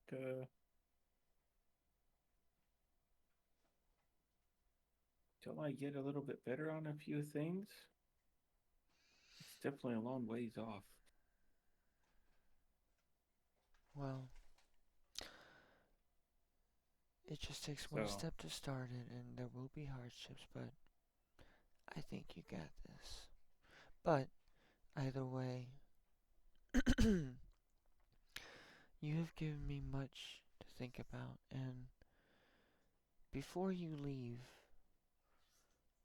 come find me again, please. We'll be here for probably a day or two.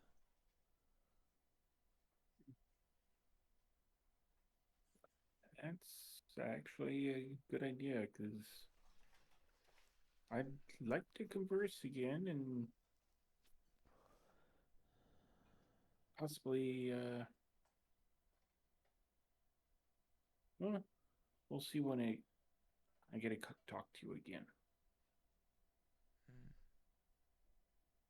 of course. Until next time, I must go. Uh, I must go before the one who has their eye on you turns their eye to me. Thank you for the conversation, and I hope we can talk again soon.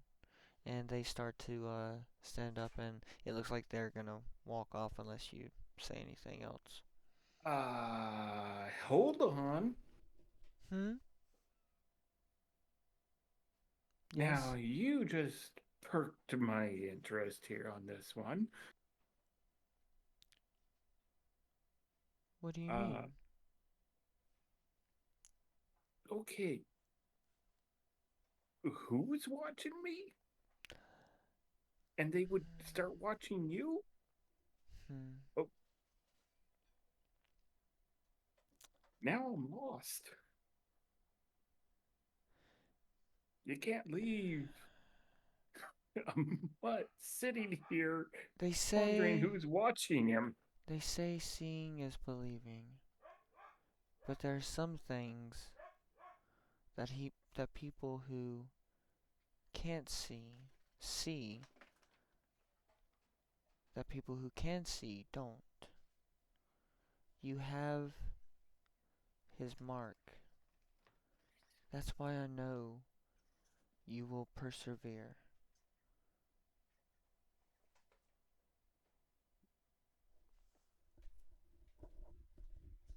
And when Alioth says his mark, they kind of just open their arms and gesture to like the trees, the ground, the sky. You know, they gesture like that. Okay.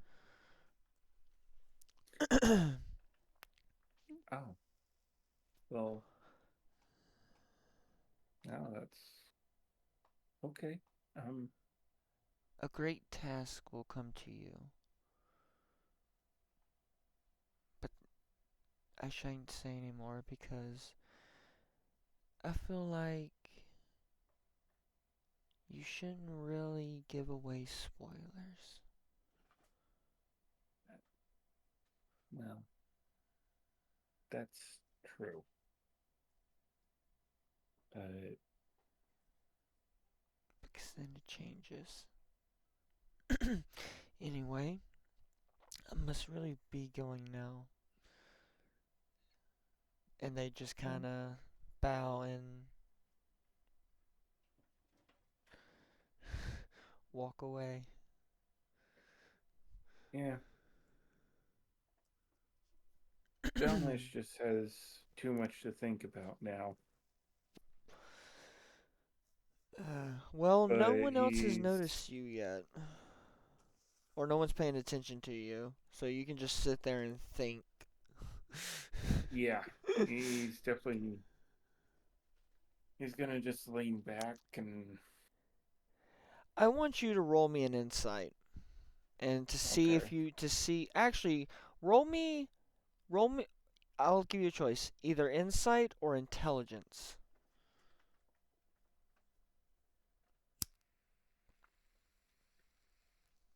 Insight or intelligence. I'll do insight. Alright. You're very wise, but not that intelligent. That's fair. Yeah, I know. That is completely fair. Oh, for Pete's sakes. I'm not gonna give you. Actually, you still beat the DC. I was hoping you would have beaten it more, but you still beat the DC. Yeah. You realize that Aliath is a fortune teller, and not just a fortune teller. They are a seer.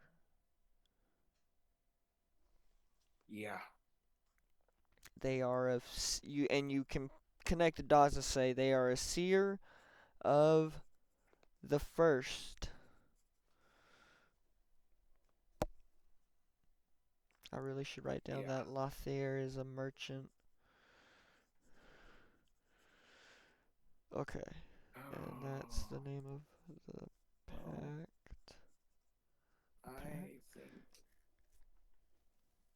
I'm gonna need to talk to Lothier, have him dig up some information, Uh.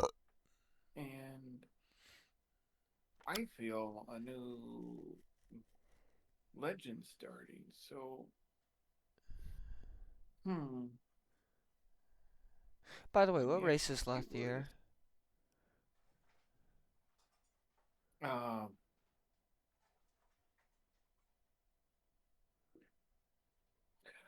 I'd actually. Oh God, what race was that you said one of those people were? Um, I said elf, dwarf, tiefling. Tiefling. Tiefling? Yeah, Okay, okay. Tiefling. Okay, cool. Alright. that's how come he could. That's why Balmesh would be so easy to speak to, even Tieflings. Alright, cool. Alright. Thank you. Continue. Sorry. Yeah. Ooh. So let's see here. I need to get a hold of Ethier, find out about that, and I'm going to need to see if I can follow him because now I'm curious.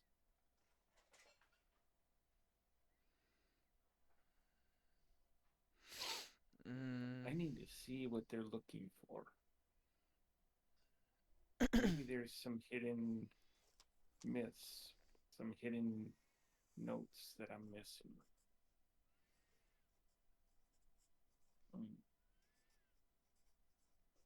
maybe there's some long lost songs. That would be nice.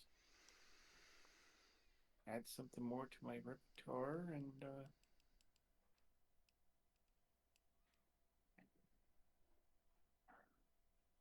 maybe I wouldn't be so useless then. Oh my god, you're not useless. You just Hmm? got Balmesh just got praised, and he's just thinking, man, maybe I won't be so useless if I find out more information. Like God, yeah, I was just praised and told I'd have a bright future, but God, I am fucking useless. Oh my God, I love it. I love Balmesh. I just want to give him a hug. Okay. well, well, that's the whole thing. Yeah, he hears what the seer said, and yeah, the seer's probably right, but he still has to put forth the effort. So He's just like, eh. yeah, Okay. so it's pretty much it's like Okay. okay, so I need to do something. Well, they're going there, so maybe that's cool. Maybe that'll be a clue to get me in the right direction here. Alrighty. While Balmesh is sitting here thinking and contemplating and planning, roll me a perception check.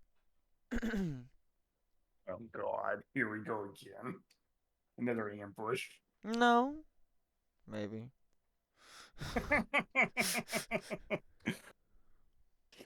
D20 perception. Where's my perception again?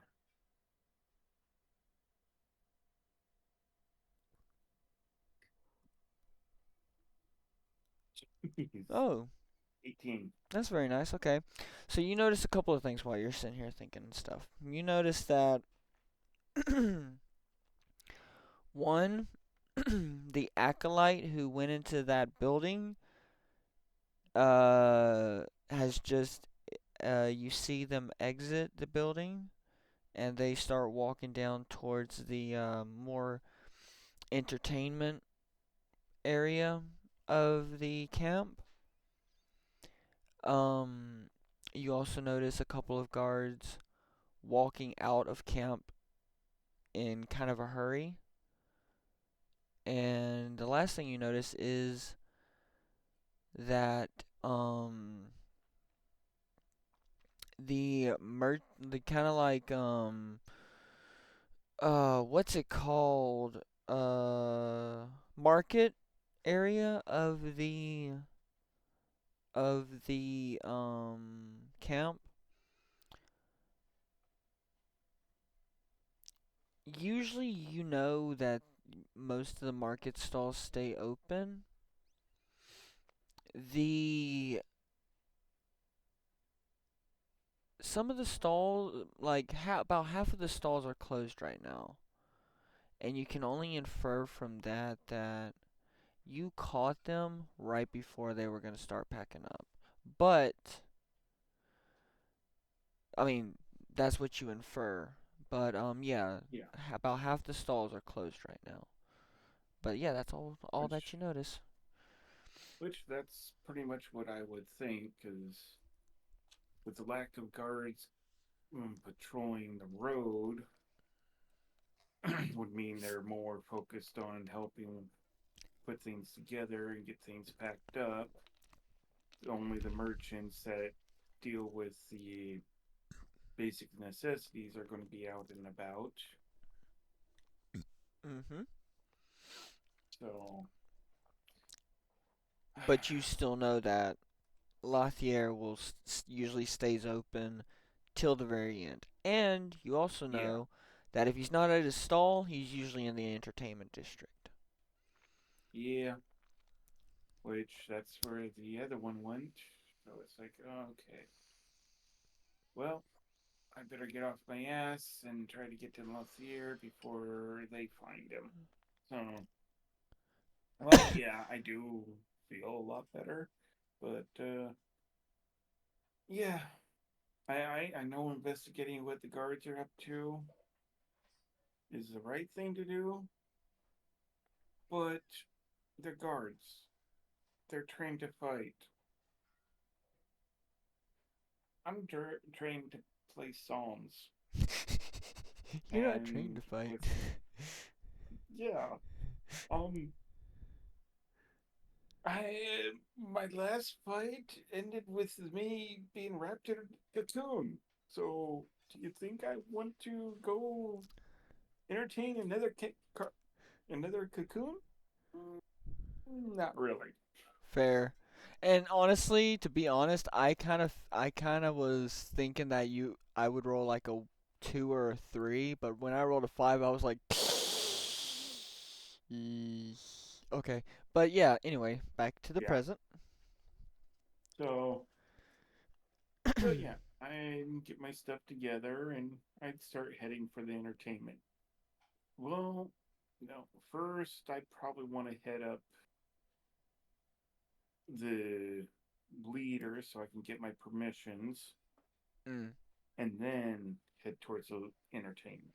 Okay, so you want to start heading towards the main tent? The main tent, yes. Because I Alrighty. need to get my because through Lathier I found out if I want to do anything in the town or in the Roman clan, You gotta speak to the I need to leader. get permissions. Yeah, Yes. fair. Okay. So before I go do anything, I want to try to make my way over there and get my papers and get my permission and Mm. Now, would you usually talk to one of the like heads of the families? I try to if I could, but if I'd have to talk to someone else, I'd wind up talking to who I would need to. Okay. Okay. Alrighty. Alright, so you're gonna be heading off to head, the head tent, the big tent. Okay. Yes. Let me do something real quick. I gotta roll something.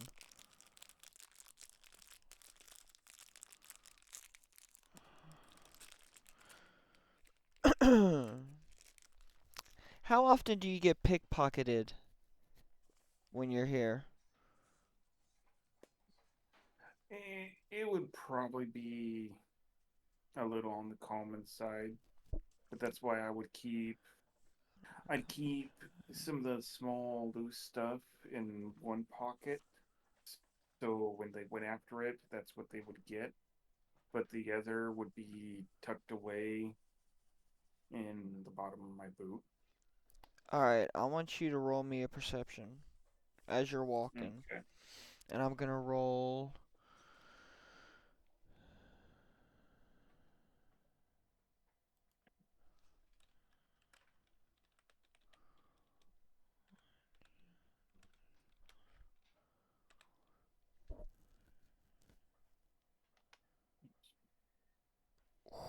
Okay. I got 17. Okay. Alright. Now I gotta roll something else.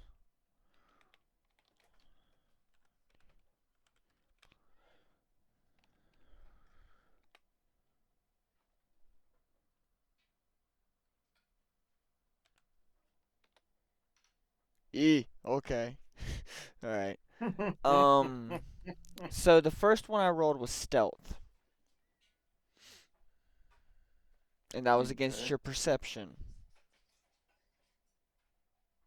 So you did not notice someone walking closer behind you. But as I went to reach in to grab what was ever in your pocket, or like slice a bag to grab your coins, you felt them. You felt the little bump in the movement. What do you do?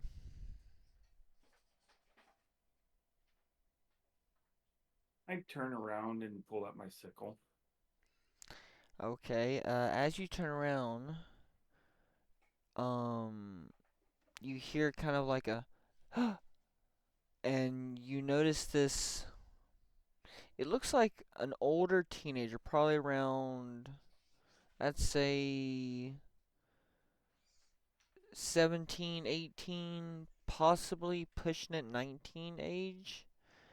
But it's a hmm. I don't want to just keep saying tieflings, so I'm not. It's a. Ooh. How familiar would Balmesh be with Ganassi? uh, Probably not that familiar. He'd Because know about him. they are outcasted, and literally right across the water is a Ganassi island. So there are Yeah, outcasts. he he he'd know about him, but as conversing with any of them, he'd probably have seen them, known about them, but hadn't really conversed. Mm, okay. So you come face to face with a young, older teen fire Ganassi, female. And when she sees that she's been caught, she kind of backs up and is looking at the sickle. Okay, well, at least now I got your attention. Now, do you want to earn that coin that you were trying to grab?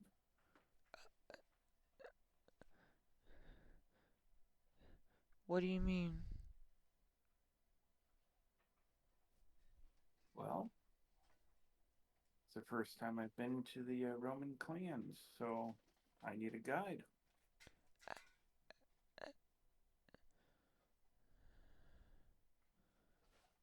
Seriously? I've seen you here before though.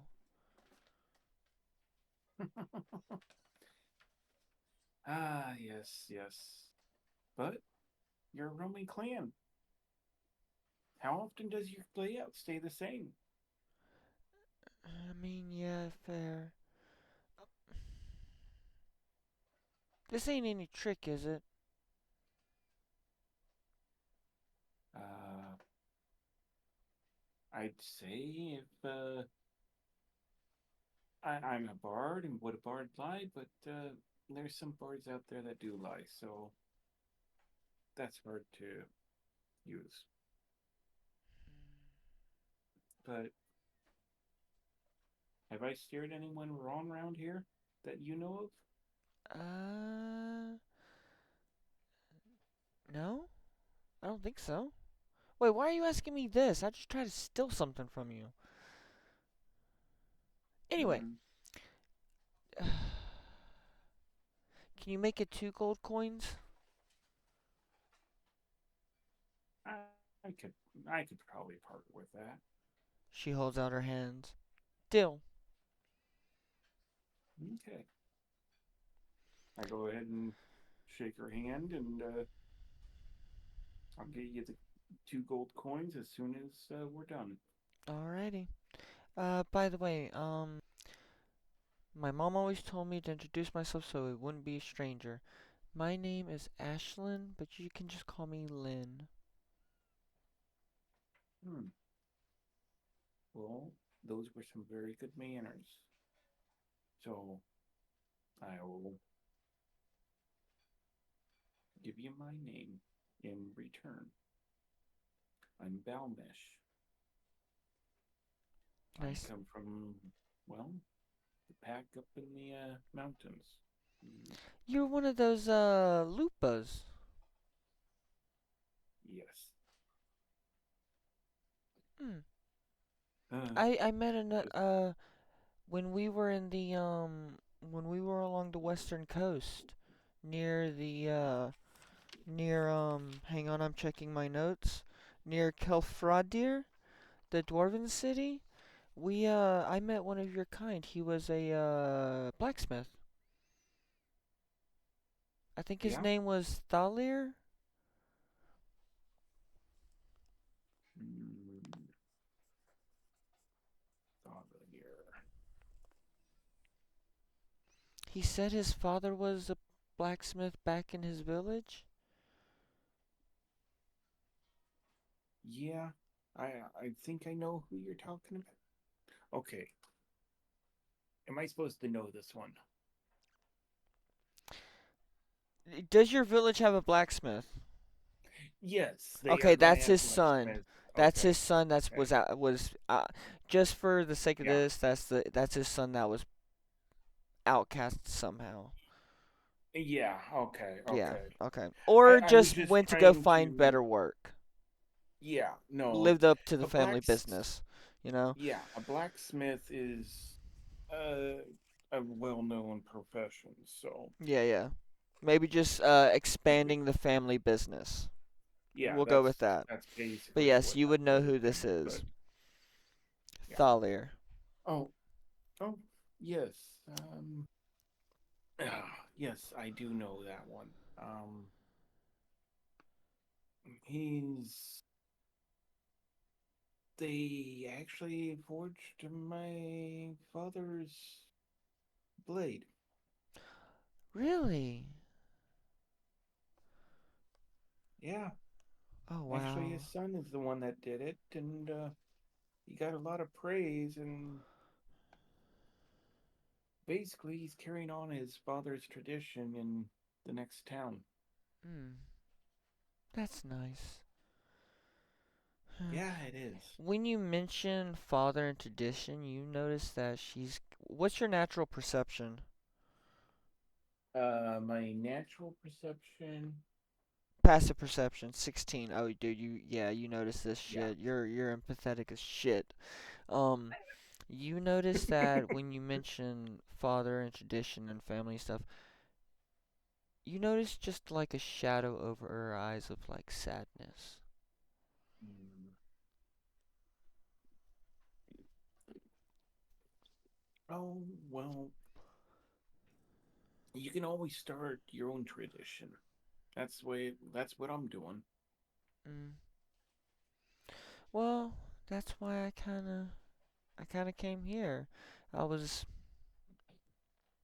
I was looking for someone, and then I came across the Romano and they accepted me, and I'm I just I've been with them for a couple years now, and I think they've become my family.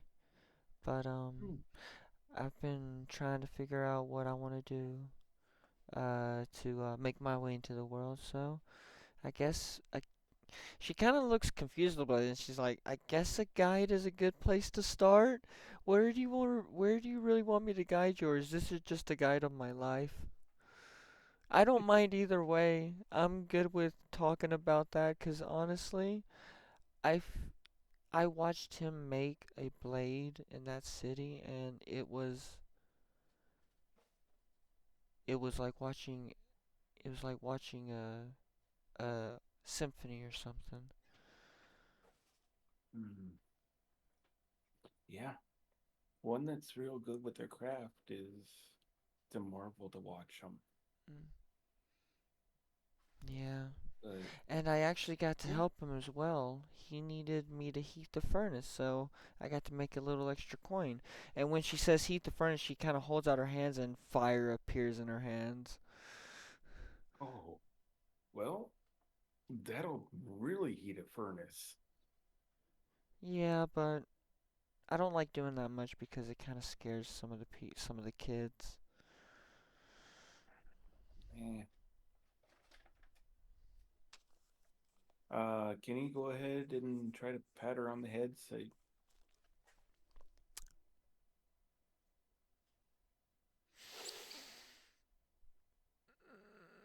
Roll me a sleight of hand, 'cause she is skittish, okay.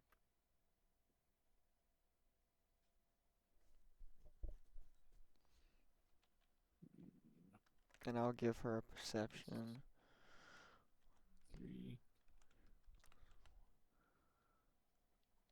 3. I got a 10. Well, you still got better than her, so you miss, but she doesn't notice at all. You kind of play it off. Actually, instead of Yeah, patting her head, you kind of do like an accidental like I get what you mean move, and you put her. You're just sitting there silently, and you with your hand on her shoulder, and she's like, yeah.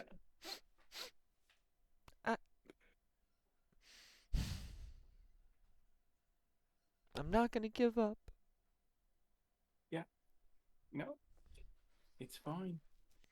You're doing good. So let's go ahead and get this tour on the way. How does that sound? Okay, what do you want to see first? Well, first off, I got to get my papers. Oh, yeah,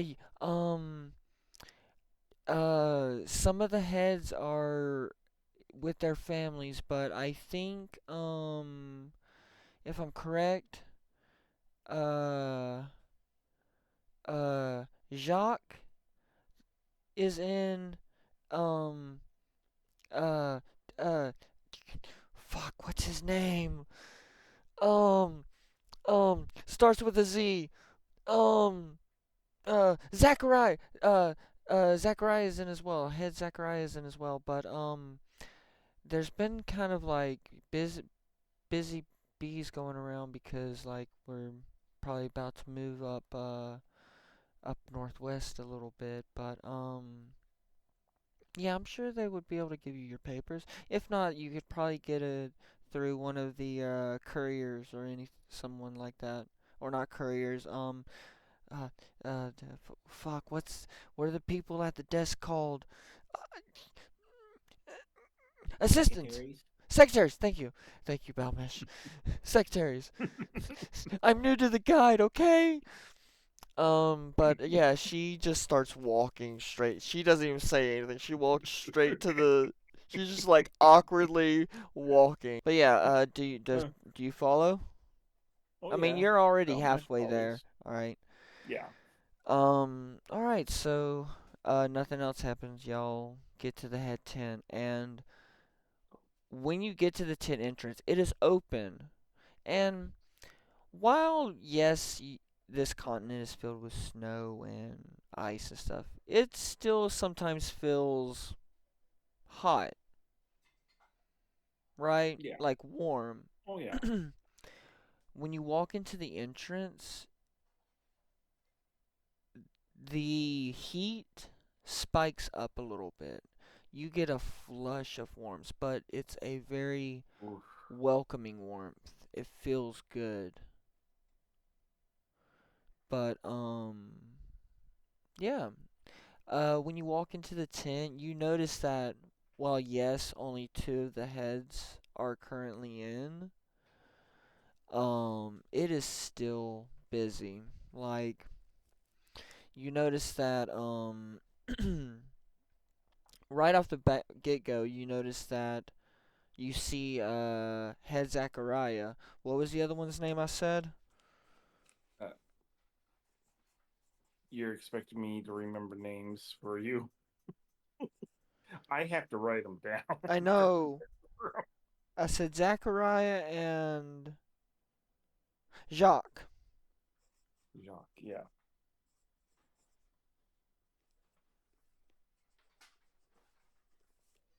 I'm writing these down real quick. Okay, so right off the bat, you notice that head Zachariah. What race is Zachariah? I'll let you choose. Mm. Coming up with NPCs on the fly. Let's go. Oh, Uh, let's make him a lycanthrope. Like one of your race or just No, a uh, lycanthrope. uh, a lycanthrope, an actual So a lycanthrope. werewolf. Yeah. Okay. You're gonna make me do a deep We, voice. which is one of those where that's the reason why we get compared to him. Ah, okay, okay. But he does have a human form, Yeah. right? Okay, cool. Yes. All right. What does he look like outside of his lycanthrope form? Because that's the form he's Uh, currently in. yeah. Well, he's going to be at least a tall.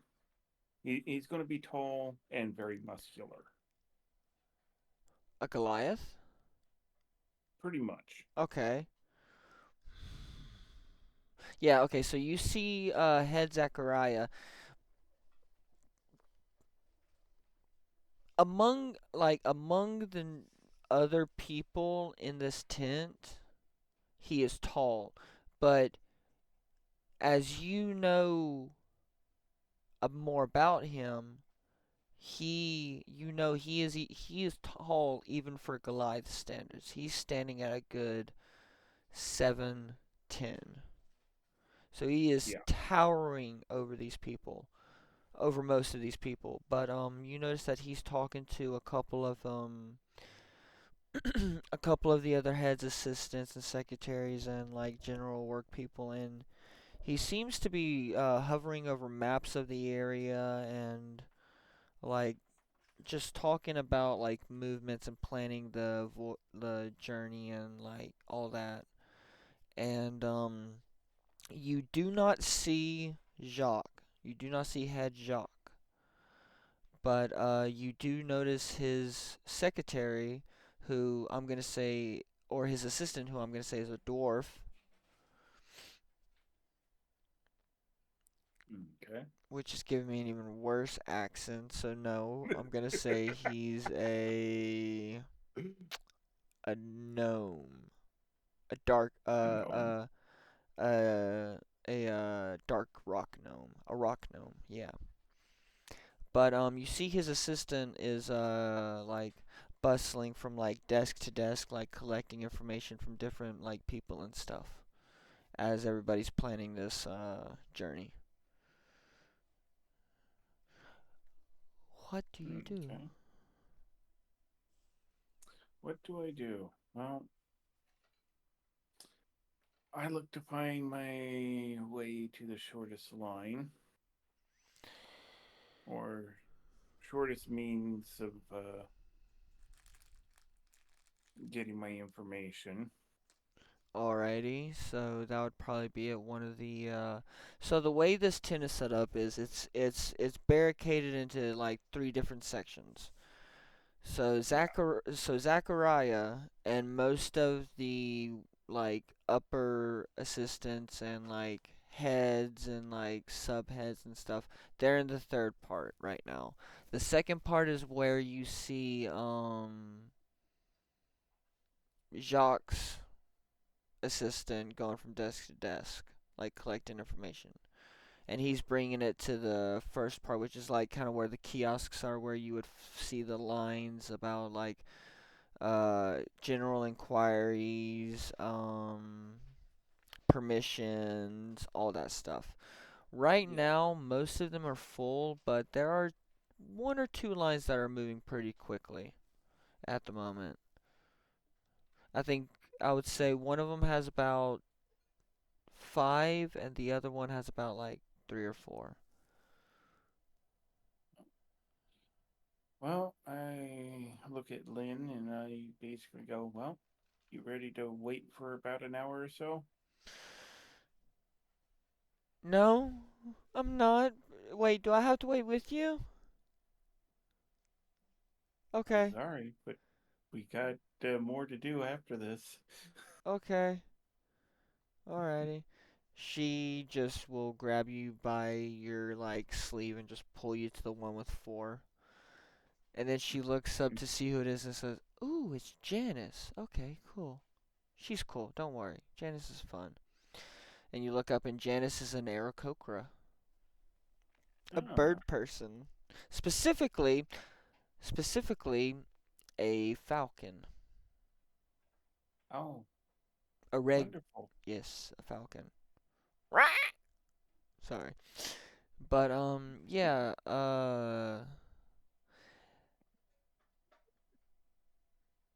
this line is would have to be the shortest. So it'll probably take like 30 minute possibly. Oh, yeah. It all depends on the people in front of me. Mhm.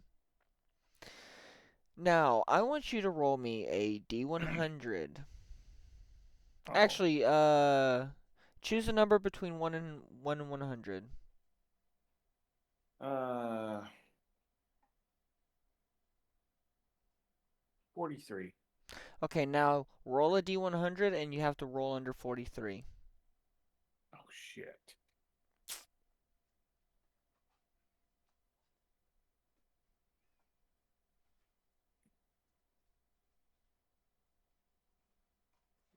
Ooh, still no. You noted with your passive perception, you notice that the woman in front of you is kind of like bent over, and you really can't see her features, but she looks old. And she doesn't have a cane or anything, but you notice when the line moves up, she is a little bit slower to move up. So it is going to be a little bit of longer wait. Yeah. Sorry.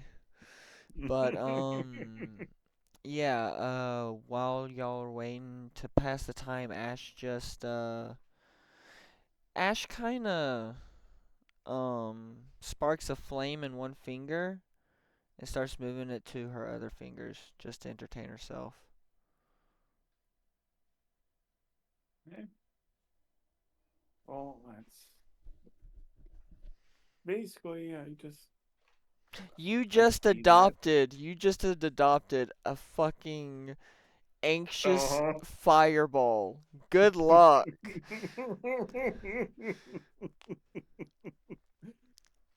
And all Yeah. it took was 2 gold coins. Yep. Yep. Just wait till she sees where I get them from. Oh god, okay.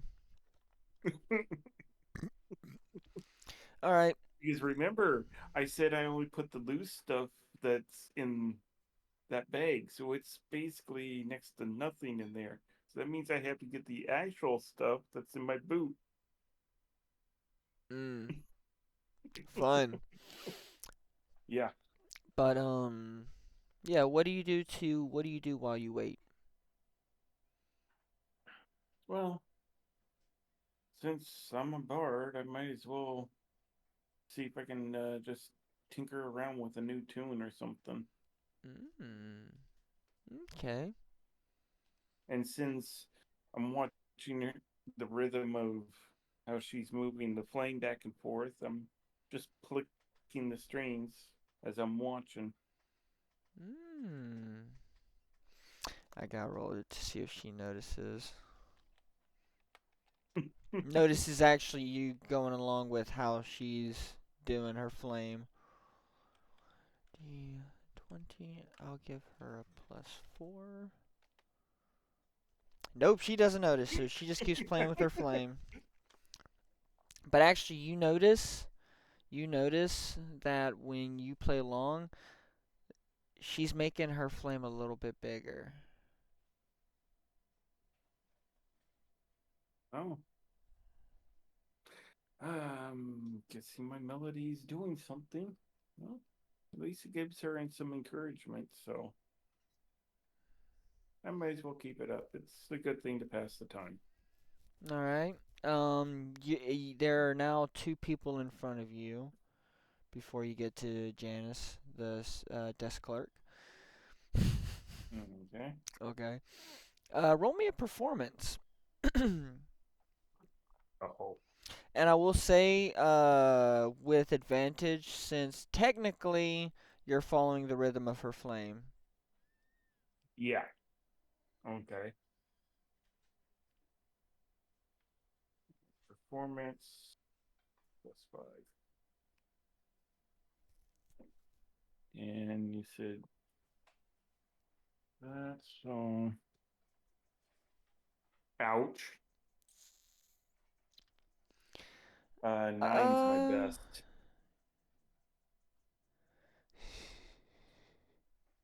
that's a fail. Yeah. So you have gotten some people to notice you, particularly the old lady in front.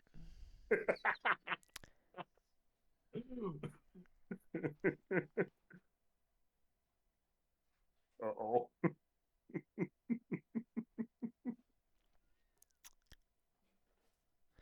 She turns around and I'm trying to think. You notice that first off, she notices the flame, then she notices the tune, and but when she notices the flame, you see her get scared of the fire, and she calls the guards. I'm not gonna do her voice, but she calls the guards, and this this kind of dwarven guard comes up to you and he's like, sir, um, no music, please, and ma'am, Lynn, please, not in the big tent, not here. A lot of happens here. We don't need any fires, please. And Lynn's kind of like, um, sorry, officer. And he's just like, no worries. You're getting better at it. Just remember, outside's safer. And then he looks at you and he's like, I'm sorry. It's just some people, we don't music. Just, I'm losing the voice and it's making me lose my train of thought.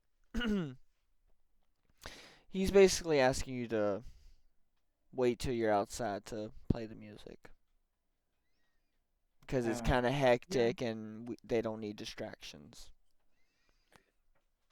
Well, forgive me. I'm just practicing my craft a little bit while Mm, I'm waiting. It's just takes a while to wait, so I'm trying to pass the time mm. till it's our turn.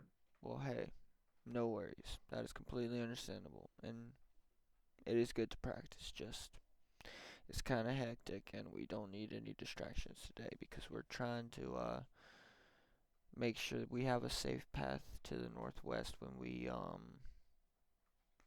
lift up And and you guys move. move off. Yeah. Yeah, but you said you were waiting. Are you here for anything particular? Just trying to get some papers so I can actually perform a little bit before you guys move off, and Ah, maybe next time mm, I come through, I can perform again. mm, mm, mm.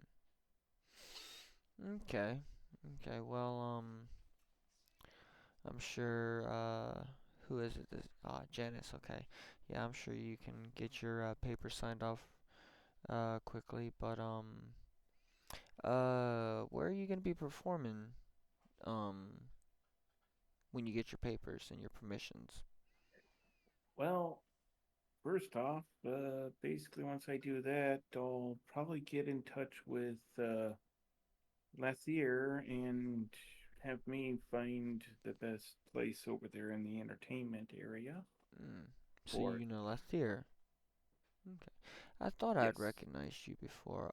Hang on. Let me think.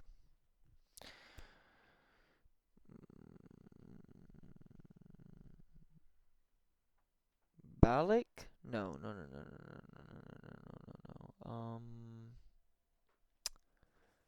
I have heard your name before, but I cannot remember it. I'm Brad, Officer Brad. Mm, Name well, pending. makes well, Brad. Oh God, it sounds so Um, bad. it, Brad. I'm Balmesh. Ah, Balmesh. Nice to meet you, Balmesh. But yeah, when you find out, I'll check in with Lothair and I'll ask him about you, and I might come see you perform. Hmm, that would be awesome. I'm planning What on kind of music do you pulling perform? in. Do you do country, rock, heavy metal? I play whatever the land tells me to play. Mm, okay. I got a joke for you, Balmesh. What's a dwarves? Okay. What's a dwarves' favorite heavy metal band? Uh, Heavy metal. No, Iron Maiden. Oh, I knew it was going to be dealing with metal or iron. Damn But it. anyway, I'll stop distracting you. And he just kind of nods to Lynn and walks off. And it is now your turn to talk to Janice. Oh, awesome. She looks at you. What did I say Janice was? A hawk. Oh yeah, she looks at you and oh god, now I gotta do a. How may I Hey, you help did this to you? yourself. I know. How may I help you? Uh, yes. I'm looking to get my papers, so because I'm a traveling bard, so I'm looking to get my papers so I can do some work in the entertainment area. She starts fiddling through her papers and she's like, "Ah, a traveling bard? Oh, they're always good to go. Hmm. You know, my husband used to be a bard, but so you're looking for permissions. Oh, here we go. Okay, so she passes you a couple of papers and she says, "Sign here, here, initial here. Give a brief summary of how long you're gonna stay and what you expect to when like when your performances are and stuff and all that. If you're going to be staying, when you find out where you're gonna be staying, if you stay here for more than a day or two, we're probably gonna be moving in. I've lost the accent. We're probably gonna be moving in. We're probably gonna be moving in about 5 days. But just sign out where you're gonna be staying, and then initial here and full name here, and I think that should be good. And I can give you your cards and all that stuff." Hmm. You mind if I leave my pack name out of this? She looks at you.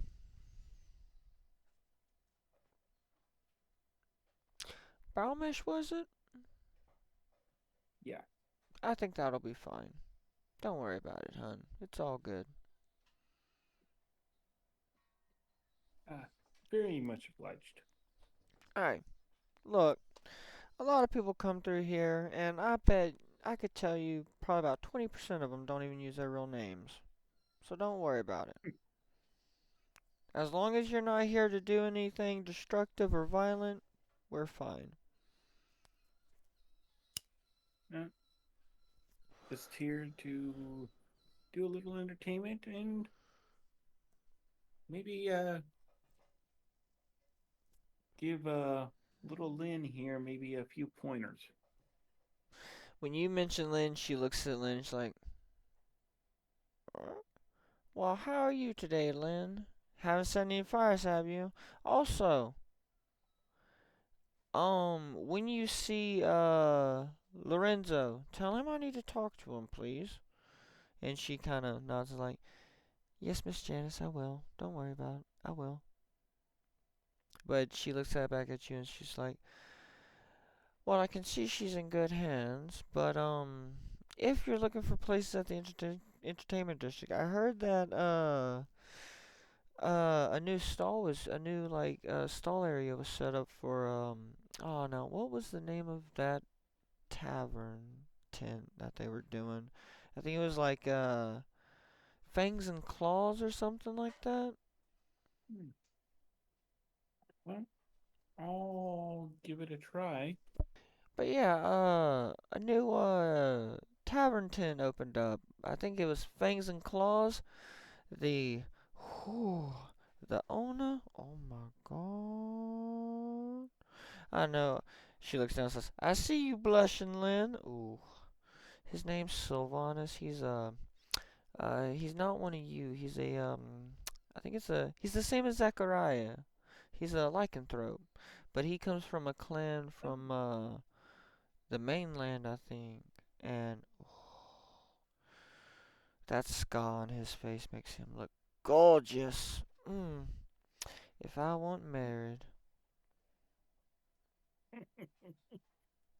oh, well, um, Yeah, I'll definitely keep that one in mind. And Balmesh also looks down at Lynn, and it's just like, hmm, do I have to watch him around people? Wait, him or her? No, him. Do it's more of something that Balmesh is wondering to himself: is does he need to watch out? And Oh, watch out uh, for like. Oh, does the owner have to watch out? Oh, I don't know. well, that's the whole thing. Balmesh is beginning to wonder. It's like, does he have to Uh, watch out for the owner getting flocked, basically flocked on by the opposite gender? uh, you'll just have to find out. Yeah, he's like, oh boy, will I even be able to get a room? You're gonna have to find out. And Yeah, while you're thinking all this, Janice is just like like shuffling away, looking at papers, making sure everything's in order, and she kind of taps them all together, places them down, stamps them, and she passes you three cards. One with the permissions to play music, one with the permissions to travel to any of the areas indicated on the card, and one as a repeat visitor. Because okay. you can get discounts at the merchants if you're a repeat visitor. Yeah, It's still kind of expensive, but it's discounts. yeah. It's better than nothing, and Because this is how they get most of their money. yeah, So this is their and Balmesh business. is not gonna shy on that.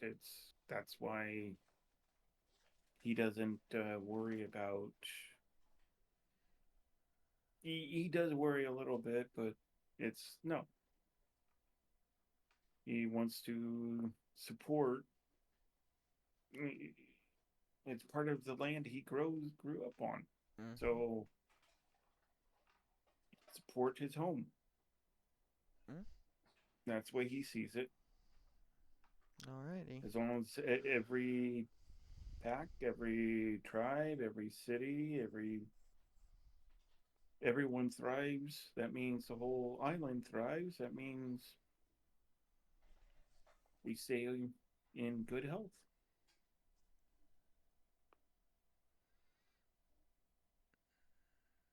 Plain and simple. But Very true. Alright. But yeah, Janice looks up, says, "Well, you're all done. You're all done here." God, the accent. You're all done here. well, thank you very much, Janice, and You are most welcome. hopefully you come see one of my shows. I might swing by. Maybe for one of your shows, maybe just to ogle the owner. But I might swing by. Hmm, sounds good. At least you swung by. That's Mm. all I can ask for. Alrighty. Well, thank you for coming in and doing all this, and I hope you have a good day. Will do. Alright. Next! Come on then. Len just shuffles up beside you and keeps walking. Alright, where to now, sir? First off, I want to get in contact with Lathier, and if I remember correctly, around this time he should be somewhere around the entertainment district.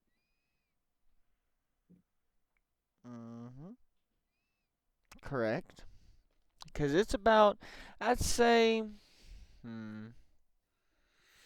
it's not fully nighttime, but it is sort of getting towards dusk. Yeah. Well, Lynn, you think you know where Lathier might be hanging at the moment? You mean the, merchant? Yes. Ooh, I'm not really familiar with him, but, I'm pretty sure he'd probably be at one of the taverns in the entertainment district. There's about, I think, three currently open. There are three of the bigger ones. I mean, I've seen him once or twice at the new tavern tent, but he usually goes towards the oh, what is the name of that tavern? It's the ice shelf. He's usually there, but I've seen him a couple of times at the new tavern the new tavern tent as well. The Fang and Claw. Well, well, since I'm going to be making reservations at the Bane and Claw anyway. Uh, we'll hit that up first, and I'll make the reservations. And if he's there, we'll catch him. If not, we'll have to check the others. All right, so we're going to the Fang and Claw first. Mm-hmm. Okay. Okay. Well, right this way.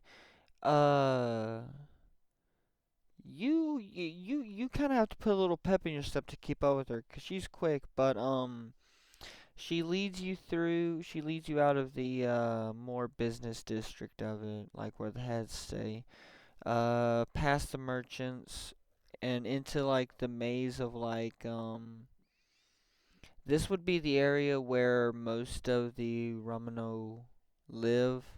Like you see house tents, like small abode tents and stuff, and a couple of people they yell out greetings or something like, "Oh, hello, good morning," or like they call out Yeah. good evening and stuff, and Lynn um talks like responds and stuff, but you move through this housing district, and then she takes you into the entertainment district. And you've been here a couple of times before, but it every time it just seems so chaotic, and it's really a maze. But Lynn seems to know where she's going. Like you take twists and turns, and finally you end up in front of this huge tent that, while the most tents are most of the tents around it are kind of like either like not multicolored but monocolored or like dual colored. This tent is really, it's colorful, but it's only colorful in two colors, and it's black and white. So technically it's colorful, but really only in two colors. But it's very monochromatic. It's a very monochromatic tint. It stands out, but in not in a bad way. And on the front, you see this sign near the entrance that says fangs and claws, and has two little like pictures of like two little fangs and like two little like clawed hands. And she looks up at you and she's like, here it is, fangs and claws. Okay. You said your passive perception was 16, correct? Yes. Okay. Even out here, you can tell it is kind of busy in there. it sounds loud. Yeah. But yeah, Lynn says, about what Janice said back there about when she commented me on me blushing. Don't get the wrong idea that I have like this weird obsession with Sylvanas. It's not because he's like super hot or anything. It's because you'll see. And she kind of just waves her hand forward and walks in. Okay. Well, Balmesh is just a little. He follows, but it's like he's also giving that small sigh of I would have never found this place without her. She's well worth that 2 gold. Fair. Yes, she is. But when you walk in, it's it just the noise dial turns up to an 11. Like the tables are Oh, packed. The bar is it's not that busy at the bar, but there are a few people sitting, and that's where that's where Lynn's going. There is a stage setup here, and you notice that there's a cordoned off area in the back where there are rooms available, or it looks like there are rooms available, but everybody is having a fun time. They're drinking. You notice that a couple of tables are playing like some like games like poker or liar's dice or like stuff like that, cards or something oh like yeah. that. But roll me a perception when you look near this when you look at the stage, because there is a performer up there, but roll me a perception. Okay.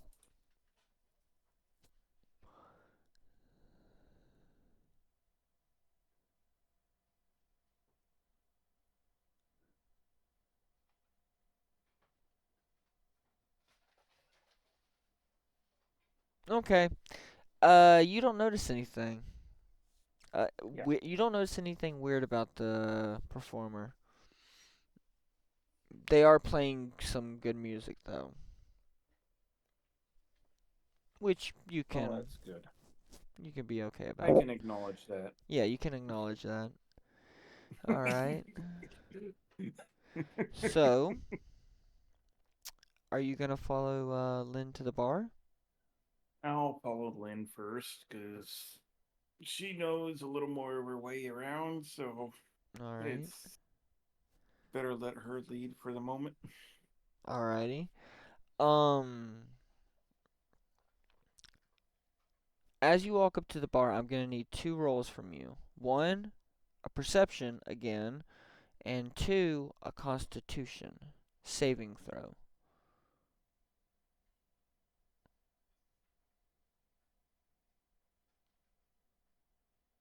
Okay, so your perception was 12. That's a pass.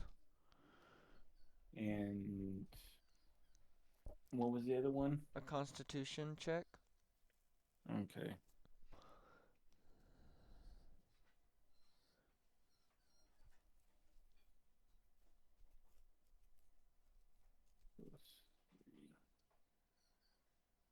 Jeez. Why am I rolling low now? Mm. All right. So you passed your perception. So as you walk up to the bar, Lynn's already made it to the bar, and you notice she is you actually hear her say Sylvanas, and you see her talking to this uh you would think he is human if not for his height. He doesn't have a really muscular build. He's he's more like streamlined, but he's a dark-skinned Goliath. And Okay. he's a bit on the shorter side. He's only like 7'1". But you see Lynn talking to him, and he looks about, you don't know, you're not very good with age glide, but he looks about maybe early 20s, maybe 20, 21, maybe. Or he looks like that. But as you as you walk within like 15 steps of the bar, you feel this wave, and then you realize why Lynn blushed and why Janice was talking head over heels for this. You realize he's an alpha. He's an alpha Mm, werewolf. So he technically great. would be a leader of the pack. Great. And for those who are listening and a little bit of Balbow already knows this, Sylvanas is like Teps's second in command. But yeah, he when you and since you failed your constitution, when that wave hits you, you actually stop Yep. for a brief minute. And then he makes eye contact with you and you feel like you can walk up there and you walk up there. And he actually uh he actually looks at you and says, "So Lynn tells me you are looking for a place to stay and perform."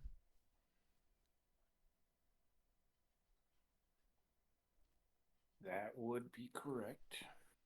Mm. He kind of look, and this isn't this is you can tell that it's not in any malicious manner, but he does look you up and down for a minute, and he says,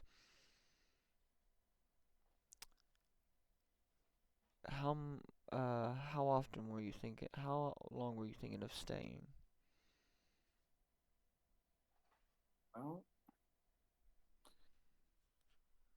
I was thinking of staying a couple of nights, but I might be trying to follow the acolytes out if they The will acolytes let of the me tag first are along. back.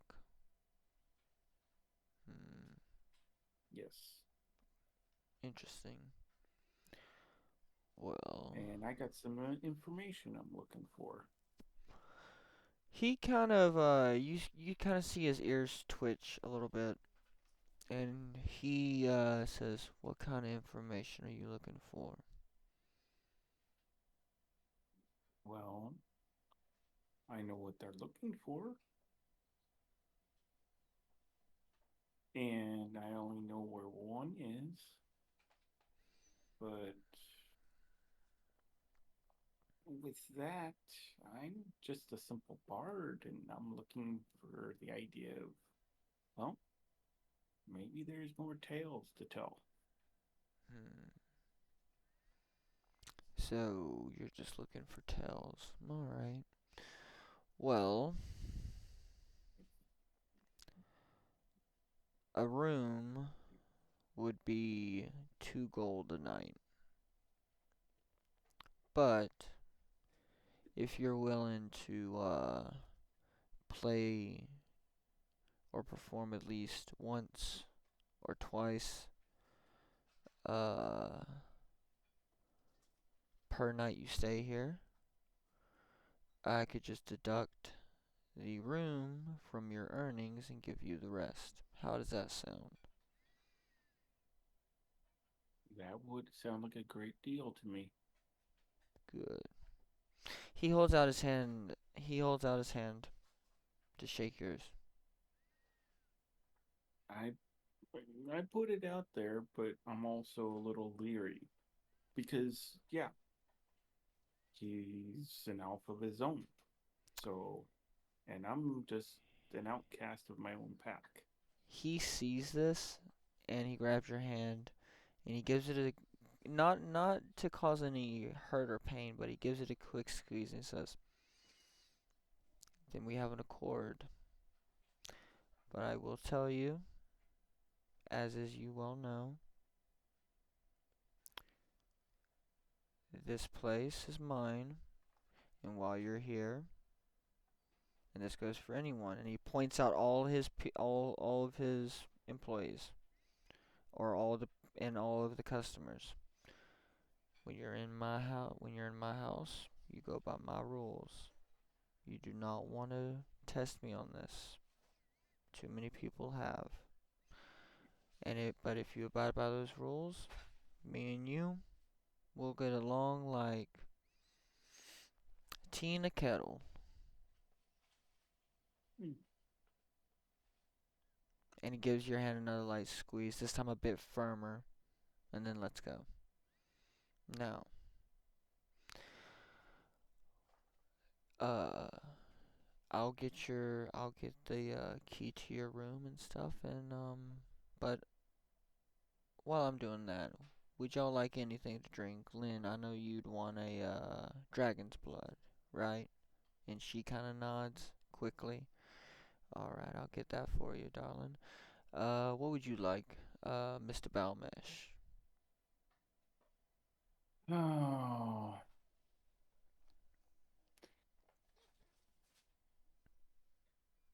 oh, give me a wolf's tarnage. All right, Tarnage. Yes. All right, well, one dragon's blood, one wolf's tarnish. Coming right up. Tanya! He kind of walks off to get your room ready, and a tiefling walks up to y'all and it's like, uh, hey Lynn, how you doing? I'm here to get y'all's drinks. I will be with y'all 1 second. Balbo, roll me a perception, investigation,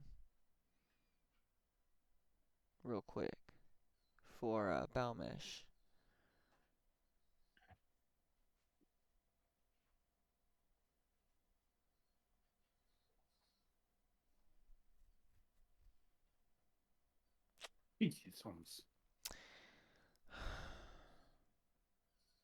Someone can poison him and he wouldn't even notice.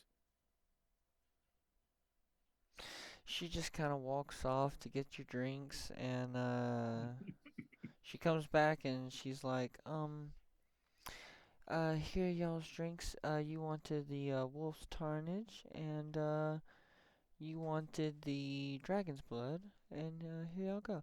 Can I get y'all anything else? And Ash just starts drinking, and she's like, no, I'm good for now. Uh, I'll be fine for right now. Alrighty. Well, if y'all need anything else, let me know. My shift don't end till about a couple more hours. But until then, if y'all need something, let me know. And she kind of walks off, leaving you and Ash at the bar. Okay. Mm-hmm. Well, first of all, I'm gonna start. I'll take a few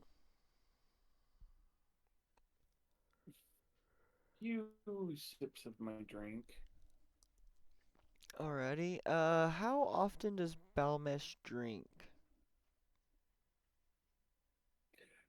Oh, not that often. Alright, that's gonna be a Constitution saving throw. Yep, I'll tell you the I kind of figured DC. that. You gotta beat a 14. Because this is a strong drink. Um, that's the reason why he grabs it. 'Cause he doesn't want to remember it. uh, +3.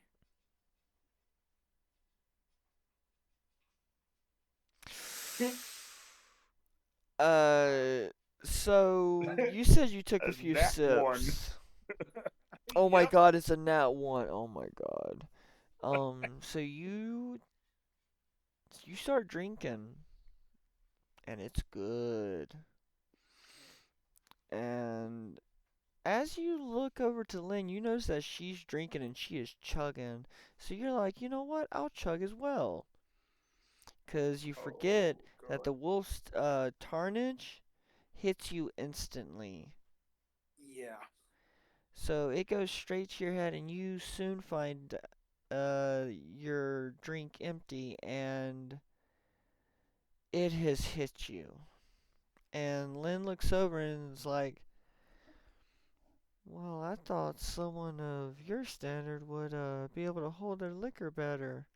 You're not drunk, but you are tipsy, which means you Mm, have disadvantage to certain rolls.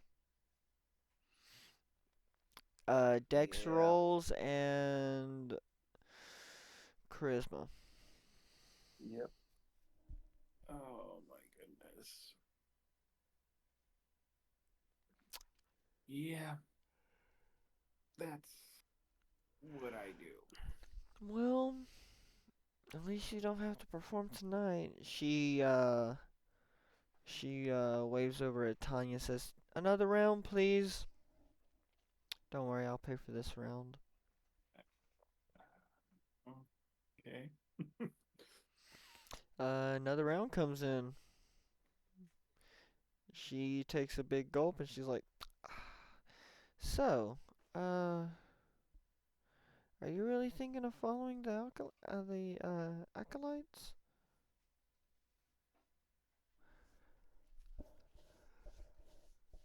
Something I. tells me there's a story there. And yeah, So, a bard's journey is telling a tale. And he basically takes a big swig because now so you're, he's loose lipped right now. mm, so you're a storyteller. Well, isn't all bards? Mm, well, yes, but some are better than others. Mm. I haven't met a lot That, of bards. yeah, She that kind of I will gestures not to her deny. get up. She kind of gestures to her get up. It's like, I don't really mesh well with bards, 'cause she's a rogue. Uh, yeah, well, you've been hanging out with a bard today, so Well, cheers to that. for sure, I'll cheers to that. All right. Take another glug. Yep. Roll me another Constitution saving throw, and this time you will have disadvantage on it. And if you fail this one, you'll start being drunk. Yeah.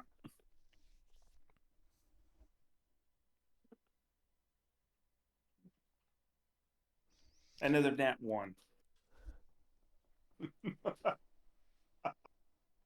Oh my god. All right, so you're drunk. You're barely drunk, but you're drunk. She looks at you and she's like, "Well, why don't you tell me a story then?" Oh crap. Oh,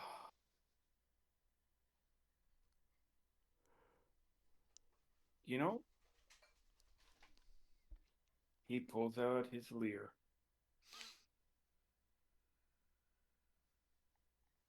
She challenged him to a story, so he pulls out his leer. Oh no. Not a musical story. Tell me tell me a story.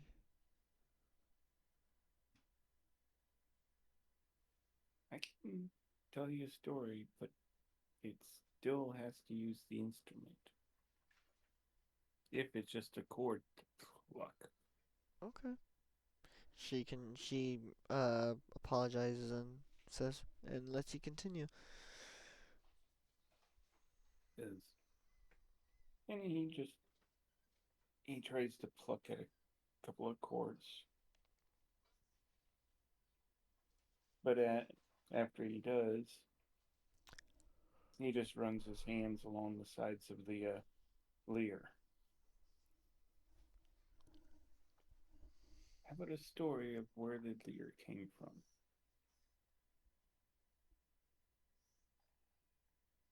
Alrighty. Where did it come from? Well, this lyre here, as he plucks a couple more cords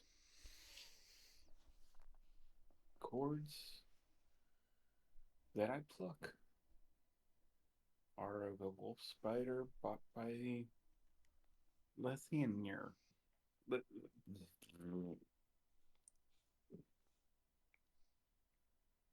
I'm keeping that canon. That's him saying that because he's drunk. Yes. Uh,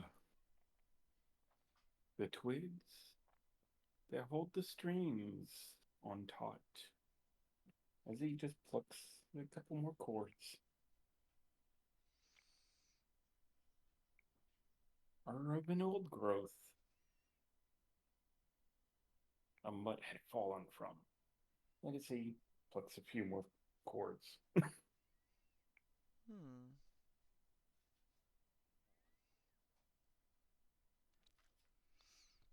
the frames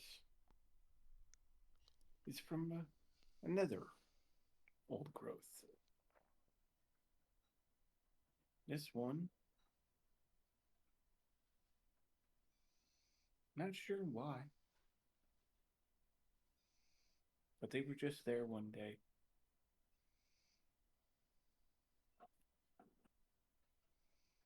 Hmm. In the base that ties it all together. Foundation, as he just plucks a few strings. Foundation of regret. Hmm. The last plate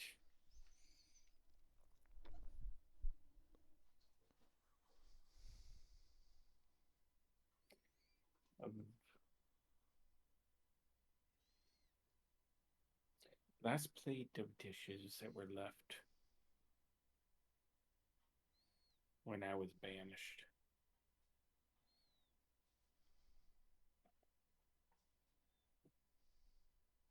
And he just does a nice strum across all of them and just sets his hand down on top of it, just staring at it. I was gonna make you roll performance, but honestly, nah. She, she listens and she watches, and then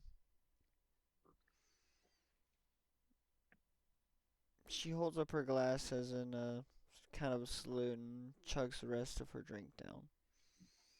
That was a beautiful story. Thank you for sharing it. You're very welcome. It's this is my only companion, my only friend. I would say I was your friend, but I'm just the guide. Yeah, No friends come in many offense. sizes. Uh, Well, I will say friends do come in many sizes and times. mm, true. And at times, a guide can go from a guide to an acquaintance to a friend. But one never knows Very until true. you take that step. Very true. Well, hmm, I'm all out of drink. I was gonna do a toast to possibly being friends, but no drink. Mm. And it's in this moment that Sylvanas comes back up, and he's like, I got your key for the room, and you're all set up. And he hands you the key. He tries to grab it, and then though his toe-like fingers are just not cooperating too well, but they do grab it. I I see that wolf tarnish kind of hit you hard. Do you need any help getting to your room? Mm,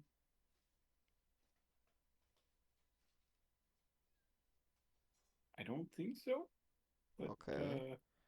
Well, do you want as another long as drink? the room doesn't, well, uh, I probably could do another, but give me a quick moment. Uh, and he tries to get to his shoe or boot or whatever to pull it off.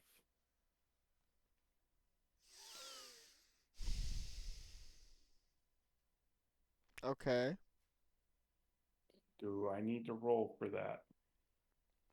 You are drunk. Give me a dex check with disadvantage. Lynn's just like, Balmesh, why are you reaching for your shoe?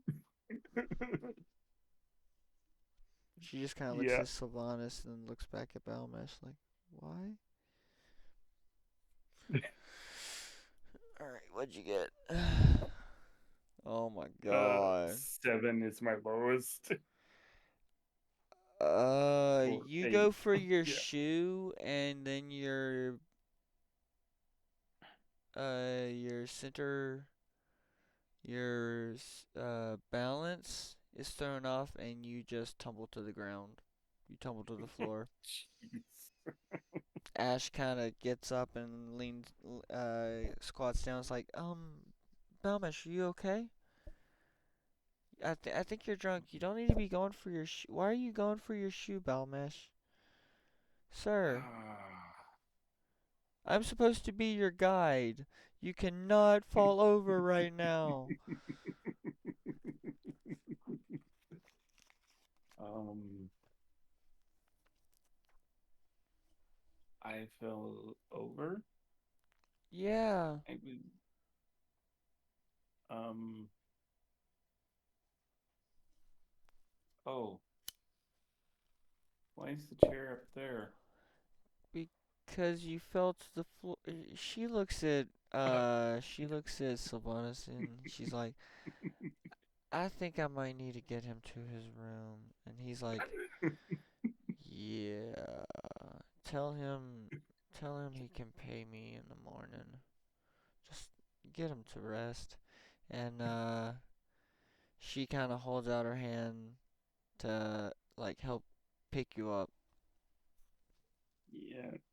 He he reaches out to accept the help. All right.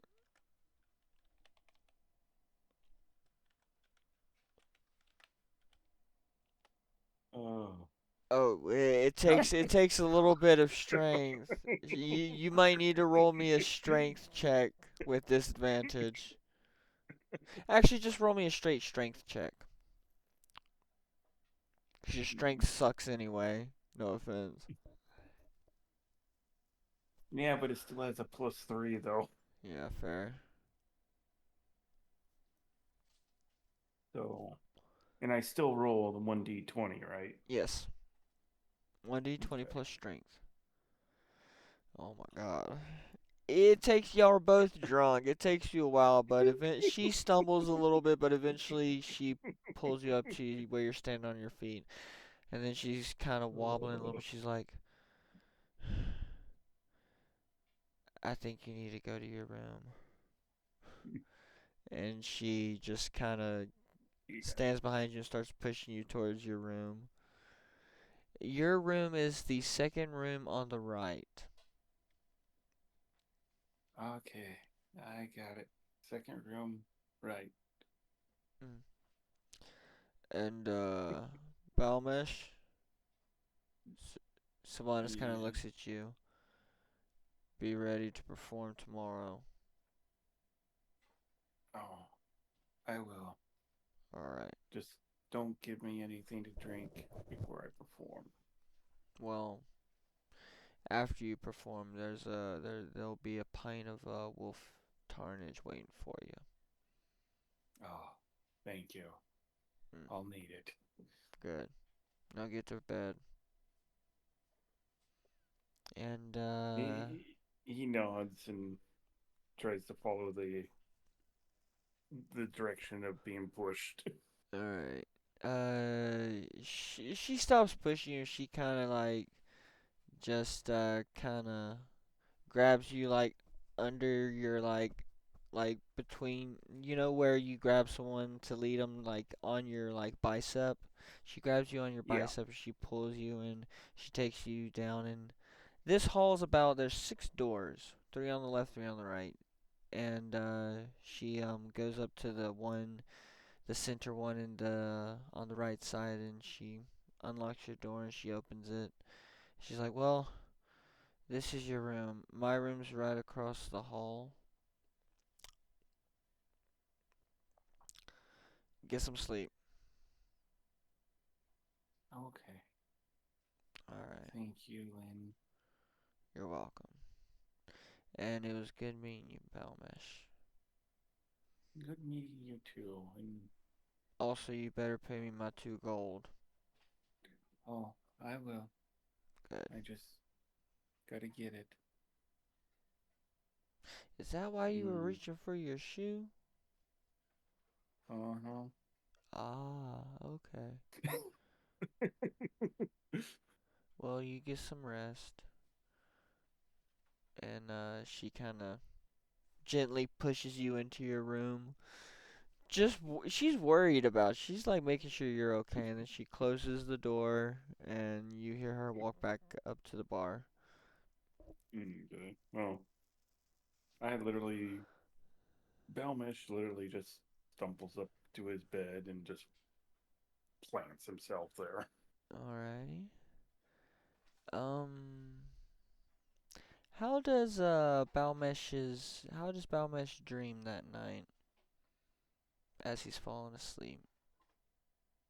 Well, it's one reason why he does drink what he does drink Mm, because it keeps him from dreaming. okay. So I'll say